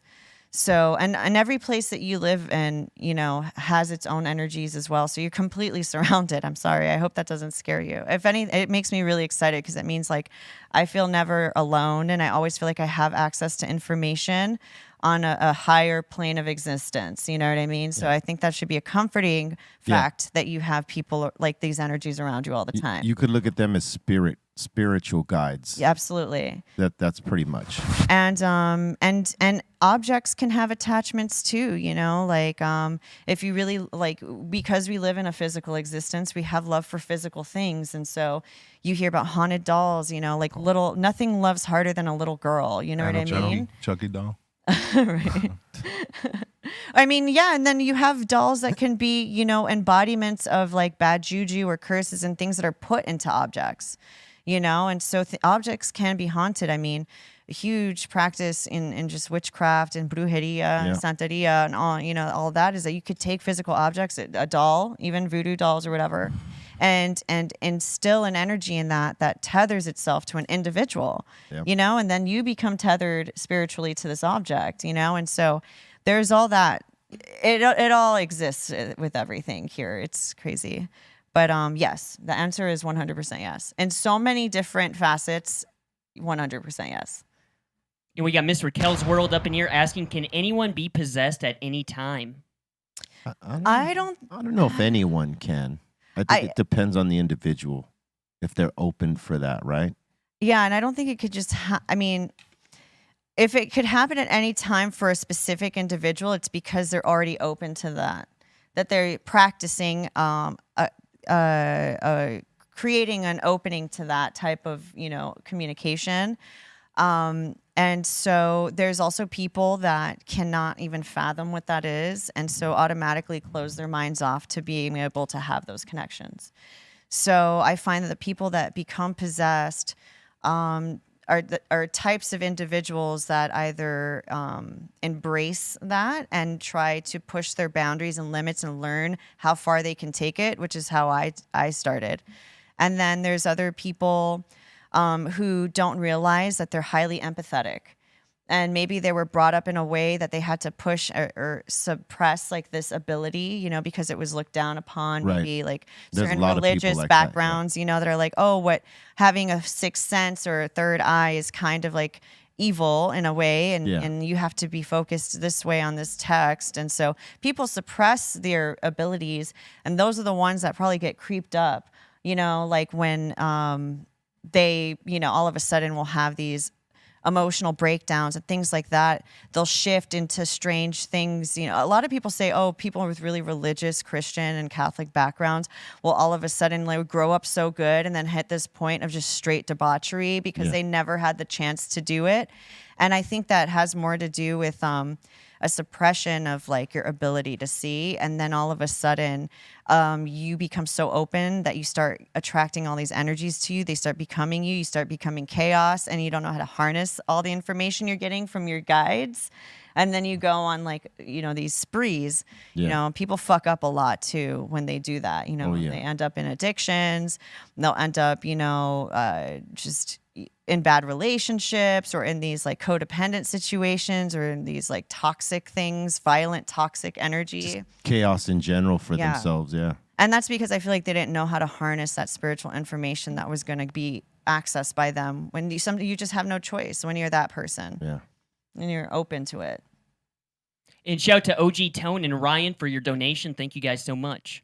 Thank you. And we got White Rhino up in here asking the table, Bon Scott or Brian Johnson. Who do you guys pick? I love both, but Bon Scott. That's AC/DC. I know Pedro knows some AC/DC somehow. I do, but I don't know the names. Okay, Bon Scott was the original singer. All right. He died, and then Brian came and took it over, and he was equally as dope. But I'll say this, the Back in Black album was one of my favorite albums, in spite of it not being Bon Scott.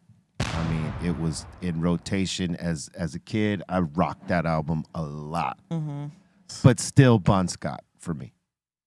I would say Anybody else? Back in Black. Back in Black was probably the only album that I really resonated with, so I guess I have to lean in that direction for sure. Was that inspired the album? Yeah, kind of. Yeah, there was two things, right? One, because I was a big AC/DC fan, right? And the other, and they put out an album called Back in Black. And the other thing was that Black Milk was producing the album, so it was Cypress Hill Back in Black. So that's hence Back in Black. There it is. So it was two meanings: a tribute, and to say that Black Milk was the one, spearheading the production on this. And if you didn't know, well, now you know. And we got heavy hitters up in here saying just had Bart's for lunch, both brisket and tri-tip. It was bomb. I bet it was. What is this, Bart's? Bart's is barbecue. It's barbecue. One of our friends, he's like a really elite barbecue guy, right? His company is called Bart's Barbecue. We call him the Brisket King because his briskets are second to none. But literally all his barbecue menu is like top notch. So we brag about him a lot and other things. So I didn't know I was gonna get so hungry on this show. Oh, this is the hungry show right here. I mean, you get hungry here. He's in Las Vegas. Yeah, he's in Vegas. But the next time you come in, all right, we're gonna have him ready, and you're gonna experience Bart's Barbecue. All right, don't throw me with a good time. Oh Ready? man. And we got baby. We got George up in here saying, "Hey yo, B, what album is Ghost Rider on? I can't find it." Ghost Rider, what the hell is that? Is that a song I wrote? Ghost Rider. It was. I think it was meant. Wow, someone leaked that? No fucking way. Okay, so that was supposed to go on either, I believe, Temples of Black Sunday or Temples of Boom. It was either a leftover track from Black Sunday or a track that was supposed to go to Temple of Boom, but didn't make neither of them. I forgot how the track even goes. You know what? Play it. Bring it. Because I mean, there shouldn't be no publishing or copyright issue on it, as it was an unpublished song. So I don't remember none of this. It's the remix. Let's see what I did here. Did I do something? Or is it just the beat? Is it just the beat? Oh shit! All right, you can. That's why I didn't make it. All right, cool. No, sounded good. Yeah, we just had enough songs, and that one just didn't match up with everything else we had, so we didn't use it. But damn, I didn't know it leaked. Do you remember now? Now I remember it. Yes, that's crazy. I believe it was for Black Sunday, but it didn't make it. It sounds like a Temples of Boom record right there. I could be wrong. It's in between both albums. I don't know. All right. What else you got? And we got Mark La. Thank you so much for the donation. Thank you, sir. And we got Sarah up in here saying Cypress Hill forever. Much love always to all of y'all, and let's go. Thank you very much. Love you. And we got Satori Rabbit up in here saying this has been one of my favorite episodes. Thank you. Well, thank you. And thank Susan for that, too, because came in dropping knowledge bombs on y'all. Straight up. And gems. I was absorbing. Oh my gosh, you guys. Thank you. We got Claudia saying salute fam and much love to the Cypress Hill family. You know what it is, Susan, is that we got fans that are open like this and have had similar experiences and stuff like that. So they totally embrace this type of thing. And they've seen it happen right here at our table. And I know Bolton has some clips to show you. So I was about to say. Yes. Yes. We come with. Shut up. Yes. Go before we go to the next excited. one. Here's one where we were talking about something. Ooh. And the car just as you could see. I got no special But effects. like, did you turn the card over? What did it No. say? no, he never Missed turned. opportunity. He didn't look. See, we didn't even see this, right? This is we were talking This was about a this. videotape. So we were talking about our friend Godfather, who is a Hall of Fame wrestler with the WWE. It's called the Godfather, right? We were talking about the having a spirit in here, and as we were talking about it, we didn't notice that had happened, and we were talking about it on another show, and someone had submitted that to us to show, hey, look, this happened while you guys were talking, and you didn't even pay attention to it. Synchronicities, man. Like, it's right there in front of you. It So- could have just been that energy. It's like what I think about this when I see that. It's like, this is my brain working, right, as a paranormal person. Flip the card. I'm like, well, I read tarot. It's my favorite form of divination. I'm a big time tarot reader. So cards are like, if I saw that, I would have had to see what the message on that card was. There was a what message. numbers, what is the images on it? Like, it's talking to me, right? Yeah. But then also it's like, is that like an actual energy pushing that aside for you just to show you that there's something they're here? there. Maybe there has no correlation to the card. Yeah. It's just an object that he can manipulate Like easily saying, enough to like, get I'm your here. attention now. Yeah, Exactly. like saying, I'm here. Well, here's another one. All right. Bring it. Okay, so right here we got the Godfather with the old man. Okay, so this is when we were explaining to him what. Go ahead. No disrespect to the. No. Oh shit. Oh shit. There it is. It's the can. There's a can. The moving purple towards- one. Yeah, and there's no condensation. What are you looking at? The can's moving towards Godfather. Oh man. All right. So you believe him now? You believe him now or what? Motherfucking Dude. for you. So that was when we were doing it upstairs, Okay. Okay. and people thought, "Oh, that could be condensation," but it was a dry can, Yeah. and that was like the third time that had happened. up It's there. also, then again, like, let's play devil's advocate, that there was condensation. The fact that you're talking about something so particular and something seemingly supernatural happens is also synchronicity. right. Even if there was a bit of like a science behind like hydroplaning and moisture and garbage and like blah, blah, blah. But it's like the synchronicity behind it. Like, I still read into those messages too. You know, I see the message there. It's like, here's an object acting peculiar as we're talking about peculiar things. Yeah. You know what I mean? So I love shit like that. And, you know, we could always explain everything away to normalize Yeah. stuff and to make ourselves feel better. You know what I mean? But at the end of the day, it's like, what's more interesting life to lead? One that like looks in beyond the veil, or one that sits in a box, you Right. know? Right. So like, that's where I'm at, you know? And so I'll never like really sit out there and like question or poo-poo any type of, you know, evidence brought to me, you know, because I do think that as long as it's inspiring a person to like see things beyond the veil, to like touch their ancestors, to see, Here's another one. oh shit. Our guy out there who brought you in, Aton, he was rolling one. And I Several, don't know where rolling this several, happens. it looks like. Yeah. You Damn. noticed it. You got scared. Look at him. You got spooked. Yeah. Damn. One of the other guys, one of the other co-hosts that does the show with us, he was sitting here and we didn't notice it happen, but the old man twirled his hair. Oh yeah, that was funny. Yeah. Oh, that too. Yeah. Twirled his hair. Cool. I was not expecting these treats on this show here- today. here I'm it not goes gonna right lie, here. like Look being at able to this. see that. Damn. What's the Oh, see the top of his yeah, like little. yeah. It was wild. Well, shit, where are you when I'm here? Like, I want something to happen to me. You know, I fucked up. Like, before I went all the way to the hotel and with all my shit because I was like, you know, traveling, you know, and I had with me all my tarot cards, my Ouija boards, my scrying boards, my pendulum, everything with me. And I was like, I'm not going to drag all that shit over to the studio. Next time And I fucked up. hey, listen, next time you fucked come up. on, I should have brought all my shit. yes, next time you come on, you're bringing your shit. Wow. You And- know what that means, though? You're going to have to come to one of my seances this weekend Oh wow. so you can see it happen.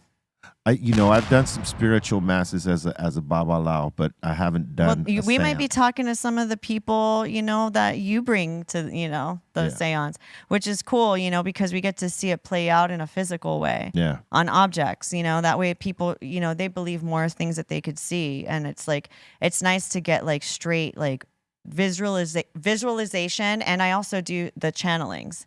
So I'll sit and go into a trance channel and also start giving out messages too.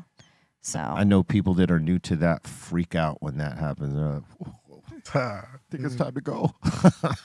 I mean, I'm People always a co-pilot. Don't get me wrong. Yeah. Like I've learned to like save space so that I'm not doing any weird movements or things that might throw Scare people off. somebody off, yeah. But it's funny that you say that. It's like there are times you harness an energy within, when you're co-piloting, when I give rides, and it makes you want to move different, and it makes you like, I guess because sometimes if it's not a human, it's like, how do I do all this? They're figuring out. They're figuring out, like they're like, Yeah. whoa, this is your sentient existence, like, and they don't understand the vessel as much, Right. And so you do get fucking weird a little bit with your movements, and sometimes I have to let myself get weird. I only do that alone, though. Right. I'm not doing that in front of people. Right. I've scared myself sometimes seeing like the forms and the faces, and if I used to sit in front of a mirror during these private channels of mine, and I could see like literal. It's called transconfiguration, when like a spirit will all of a sudden just kind of change your face into theirs. Yeah. And Yeah. That's happened to a few people. Yeah. Like that's a cool phenomena, dude. I ride with that though. that's crazy. And a lot of people, I get a lot of shit when I talk like this. People are like, oh, like you're promoting.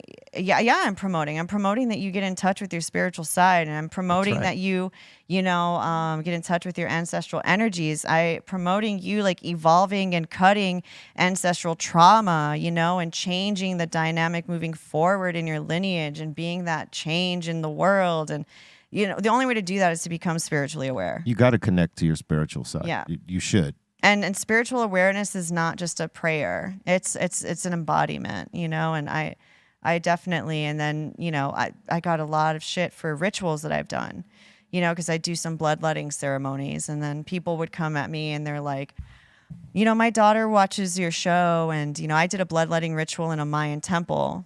And one of the claims was that a guy was he's a Mayan descent and everything. And I had the honor of doing an ancient Mayan bloodletting ritual in a Mayan temple in Belize. I mean, that as a witch is a mega honor. When Yeah. somebody says, I'm going to give you an obsidian blade carved 3,500 years ago by a Mayan priest, I'm going to do it. Like, there's hands down. Yeah, of course. And I was like, it's an honor. I was doing it out of respect. I do bloodletting rituals at home because I feel like, sacrifice is also part of magic. And I don't really lean into animal sacrifice. I rather give a sacrifice from me, which is my blood, my DNA, Yeah. There's an information in there that I don't understand of lineages that I can't even fathom. And if I give that to the universe in my rituals, I have the best outcomes. And so, that's my choice in magic. But then when they saw me doing it in a Mayan ritual, they thought I was perpetuating like self-harm and cutting and saying I was becoming like a bad influence. And, you can't win them all, man. You can't. No, not in this time. And so, to be honest, it's like either you sit at my table or you don't at this point. I'm not going to apologize for who I am and the rituals that I do and what I do spiritually, because we all have our own spiritual paths. And as long as you are growing and like enlightening your space and others, you shouldn't like step on anyone's toes in that arena. That's right. And it doesn't matter what you practice either, you know? Be open. Yeah. And we got above and below up in here saying, salute to Susan. We need you to call out the old man. Hold on, let me channel him real quick. She don't got the tools, but when she comes back, we're going to do it. I mean, I'm sure if I spent some time here, if you like leave me here overnight, I'll have a moment with him, I'm sure. Yeah. But it's like you can't ask for phenomena to happen like on demand, especially if it's an external force. Like with seances, all the information that comes through is not because a ghost is moving the planchette on a Ouija board. It's because everyone at that seance is accessing their psychic ability. You know, that's the only reason why we get this information. They all become open conduits for channeling. And that's how seances work. It's not because a ghost is pushing your hand around or pushing the pendulum around. That's you channeling information from within outwards. So that's the only way you could get it on demand if you go in psychically. But I can't say I've gotten there yet. Yeah. I still need a medium for me to channel energy. What I do is I listen to white noise and I kind of go into a sensory deprivation. And then I start hearing the voices in the white noise. Right. And if I really get deep into it, then I can start seeing them in my mind's eye. Then that's why I blind myself, because then I just kind of am sitting in a dark headspace with the white noise going. So I need a tool for me to access that. I haven't gotten to the point where I'm channeling things freely like that you that. could just snap in. Yeah, I haven't. And channeling like this is a new thing I discovered with myself. So little things, I'm still I'm kind of getting there. I'm not going to act like I'm like already a graduate. I'm still learning. So that's how I channel. So if I sat here in my little situation, I could probably hear his voice and get some more information. Do you like travel with a cross and like a steak and some garlic maybe? No, because I invite them all, dude. Why would I want to hinder my old school? Bring it. And I'm not a vampire hunter, but You never know, though. You never know. That's for vampires. You never know. I travel with so the necklaces that I'm wearing right now, these belong to one of my spirit guides. Like when my father passed away, he became one of the leading spiritual members in my arsenal of energies that guide me. So I'll wear things that belonged to him, or I will, just little emblems that keep me closer to the energies that help me from the beyond. So I will definitely. I also love wearing things that amplify my energy. So anything that's like amethyst. A nice bright moissanite, very sparkling clear quartz, smoky quartz, things like that. Yeah, crystals are good for that. Yeah, I'm always an amplifier too, because I always want to amplify the energies that I come across. I would never want to deflect it. Like if a cross meant I wasn't going to meet an energy, if a wooden stake meant I wasn't going to meet that energy, then I wouldn't hold anything to guard myself against anything. Because I want to learn, I want to know, and I want to encounter these things, even if it fucks me up. Seriously. That's commendable.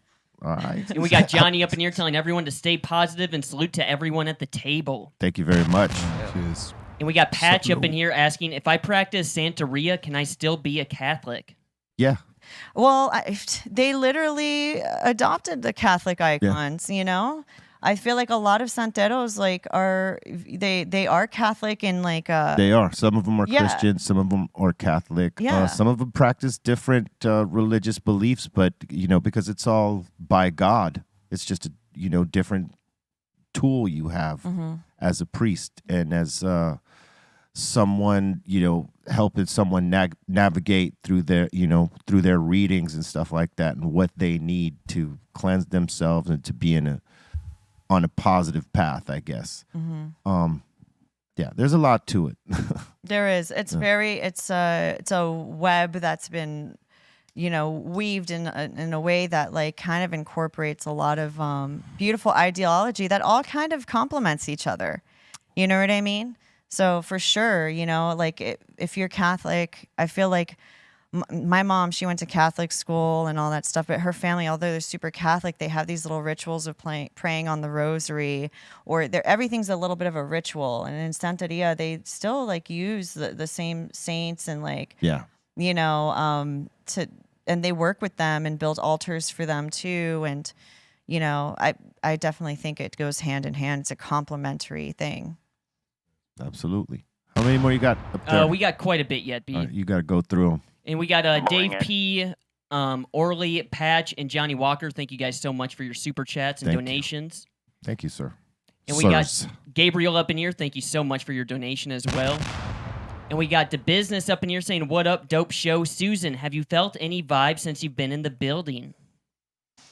Well, yes, I have actually. Just coming before coming into the building, my vibes are mostly like outside, like we're in downtown right now, and a lot of these buildings were built, you could tell, like in the 30s and 20s. Like this whole area is kind of like a little warehouse and like area with all these old little spots that I could look at them and see all the incarnations of like things that happened in these buildings. I don't know. Like I got this kind of a buzz of, like it was a bit of a factory buzz, and maybe I'm a little observant too, because I could see these old buildings, and on the side is like still like this old painting from the 1950s. And you could tell it used to be a press, like a printing press or something. Yeah. And then somebody put something else over it, and now it's like a studio space, or like they're like a production house with all this gear in it, right? It's just like so many incarnations on these buildings. And I was like, imagine all the history here. Plus, if you go walking around the streets too, there's all these stories on the streets, on the sidewalks, with people living there, like worst moments and their best moments all together. So there's a lot of energy in this neighborhood alone. Sure. And that was something I felt even before stepping in this space. Yeah. Just getting out of the Uber, that's what I felt, And then I got to this desk and I started smoking weed. So, and then, and one of the things that I do, because I'm hypersensitive to things like that, and the reason why I lean on marijuana a lot is because sometimes I need to turn it off. Yeah. It's a lot. So whenever I do rituals, investigations, seances, my post-care is to get high. I call it, there's the two of the grounding substances that I use is definitely weed and wine. Like these are plants that grow from the earth, which is this grounding thing. They're healers. They're these like nice kind of hugging energies. Like when you think about old grapevines, you have vines of wine that have been growing for hundreds of years, and they're making bottles of wine. And, like there's like a bit of this terrestrial earthiness to wine and marijuana for me. And so when I need to get out of my crown chakra, like psychic headspace, like I need to smoke weed or drink wine. That's a good remedy. It is. I mean, I don't get like lit, wasted and stuff like that, but enough. I catch the buzz, and then all of a sudden I feel like my connection is turned off. Relax. And then I can relax and chill. Yeah. It'd be hard to be in that mode all the time. It is hard, yeah. And we got Tito the Fool up in here asking, Whoopi Goldberg in the movie Ghost, is that real? Is that real? That's what he's asking. Like she was kind of like this like guiding energy, right? Damn, I haven't seen that movie in 1,000 years. But that movie had been coming up a lot this week because I was staying in Silver Lake right across from this pottery like studio, and you would see people doing like pottery, and like we were talking about the movie Ghost, and now you guys are bringing it up again. Oh, her. Okay, never mind. She like a psych. I can't remember her character. Is there first, like a clip that so in Ghost, she was like a fraud at first.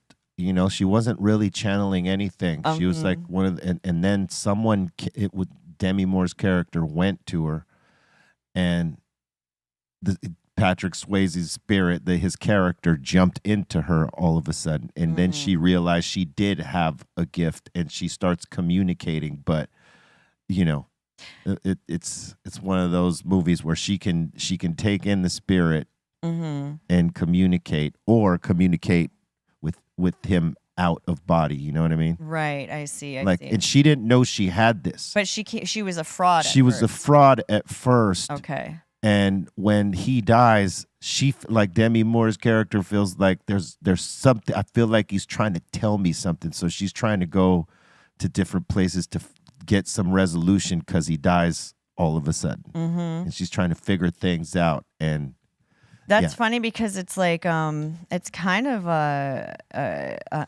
tone to talk about imposter syndrome a little bit, especially in the spiritual field, because before you ever really know what you're capable of doing, you have to have mock trials of it. Yeah. Like the first time I did any type of ritual, like I had a sense of like, I don't know what I'm doing. This could just be all bullshit.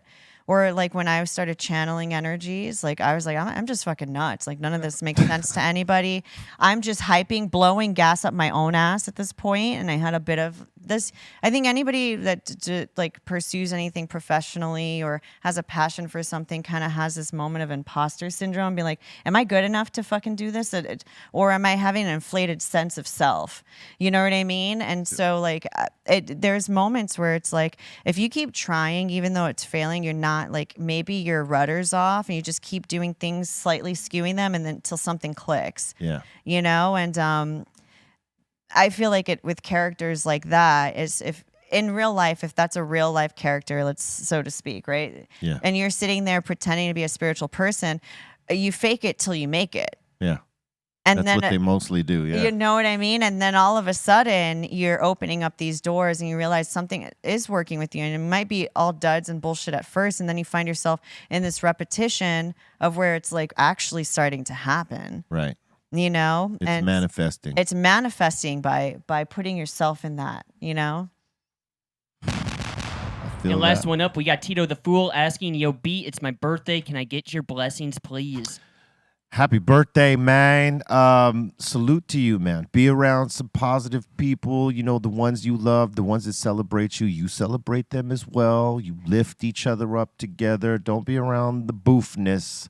You know, the ones that anchor and hold you down because, you know, they're afraid of your progression and the way you evolve as a person. Be around the ones that help you grow, man, especially on the birthday. All right, don't take a month. Just take a day or a weekend, maybe a week. You don't need a month. But smoke some good weed and enjoy. And that seems to be it.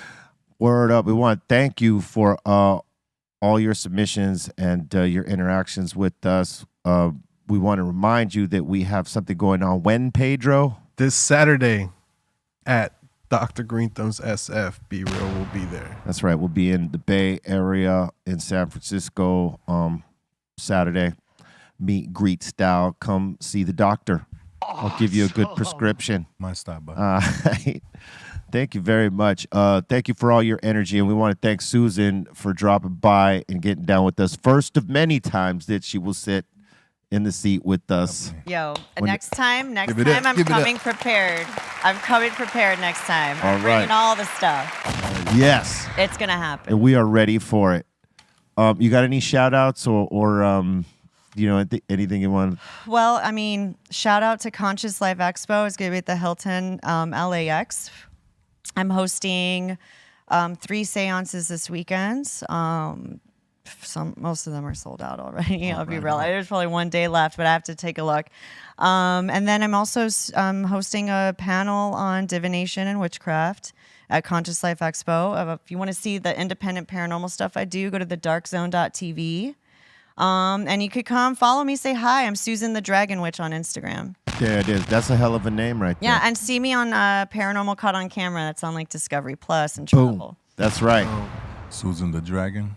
The Dragon Witch. The Dragon Witch. Tie with my reptilian energies, you know. Right on. Hey, thanks for coming by, and shout out to everybody watching, everybody Dr. Greenthumb crew. If you're on the IG, check for me, Psycholess Official. And if you're checking for the merch, the psycholessshop.com. It's Thursday, so you know what that mean, right?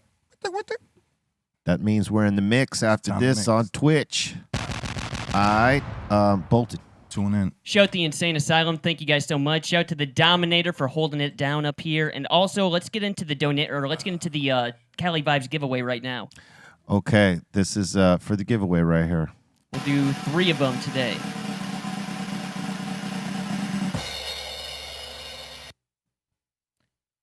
Looks like we got the business up in here. One pair of tickets.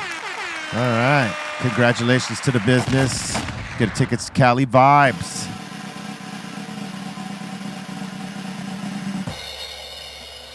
Boom, Johnny Walker. Take some Johnny Walker. On a mission to Cali Vibes.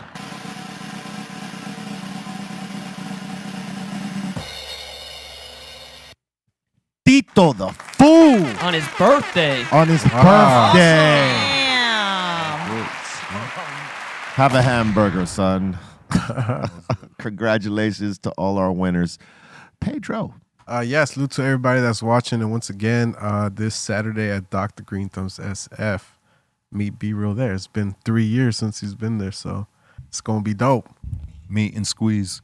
And be That part. And yeah, hope to see Susan again. There's definitely a lot to talk about in the paranormal activity talk. And it's dope having someone else another guest that actually really. And y'all don't think it's I'm about crazy that life. yet? No. Damn. no. Y'all crazy too. We're I can crazy tell. too. Damn. Listen, embrace your craziness. Don't run away from it. It's true. It's all about love that you have inside for yourself. Embrace that and get involved and connected with your spirit, because most people are disconnected. All right. You can grow and you can do different things when you are connected. Belief is everything. Faith is everything. Faith in yourself is everything. Most people don't believe in themselves. That's why they constantly say negative things and manifest negative things. Believe in the positive aspect of yourself. Believe that you can unlock this within yourself and stay with love. Swallow that.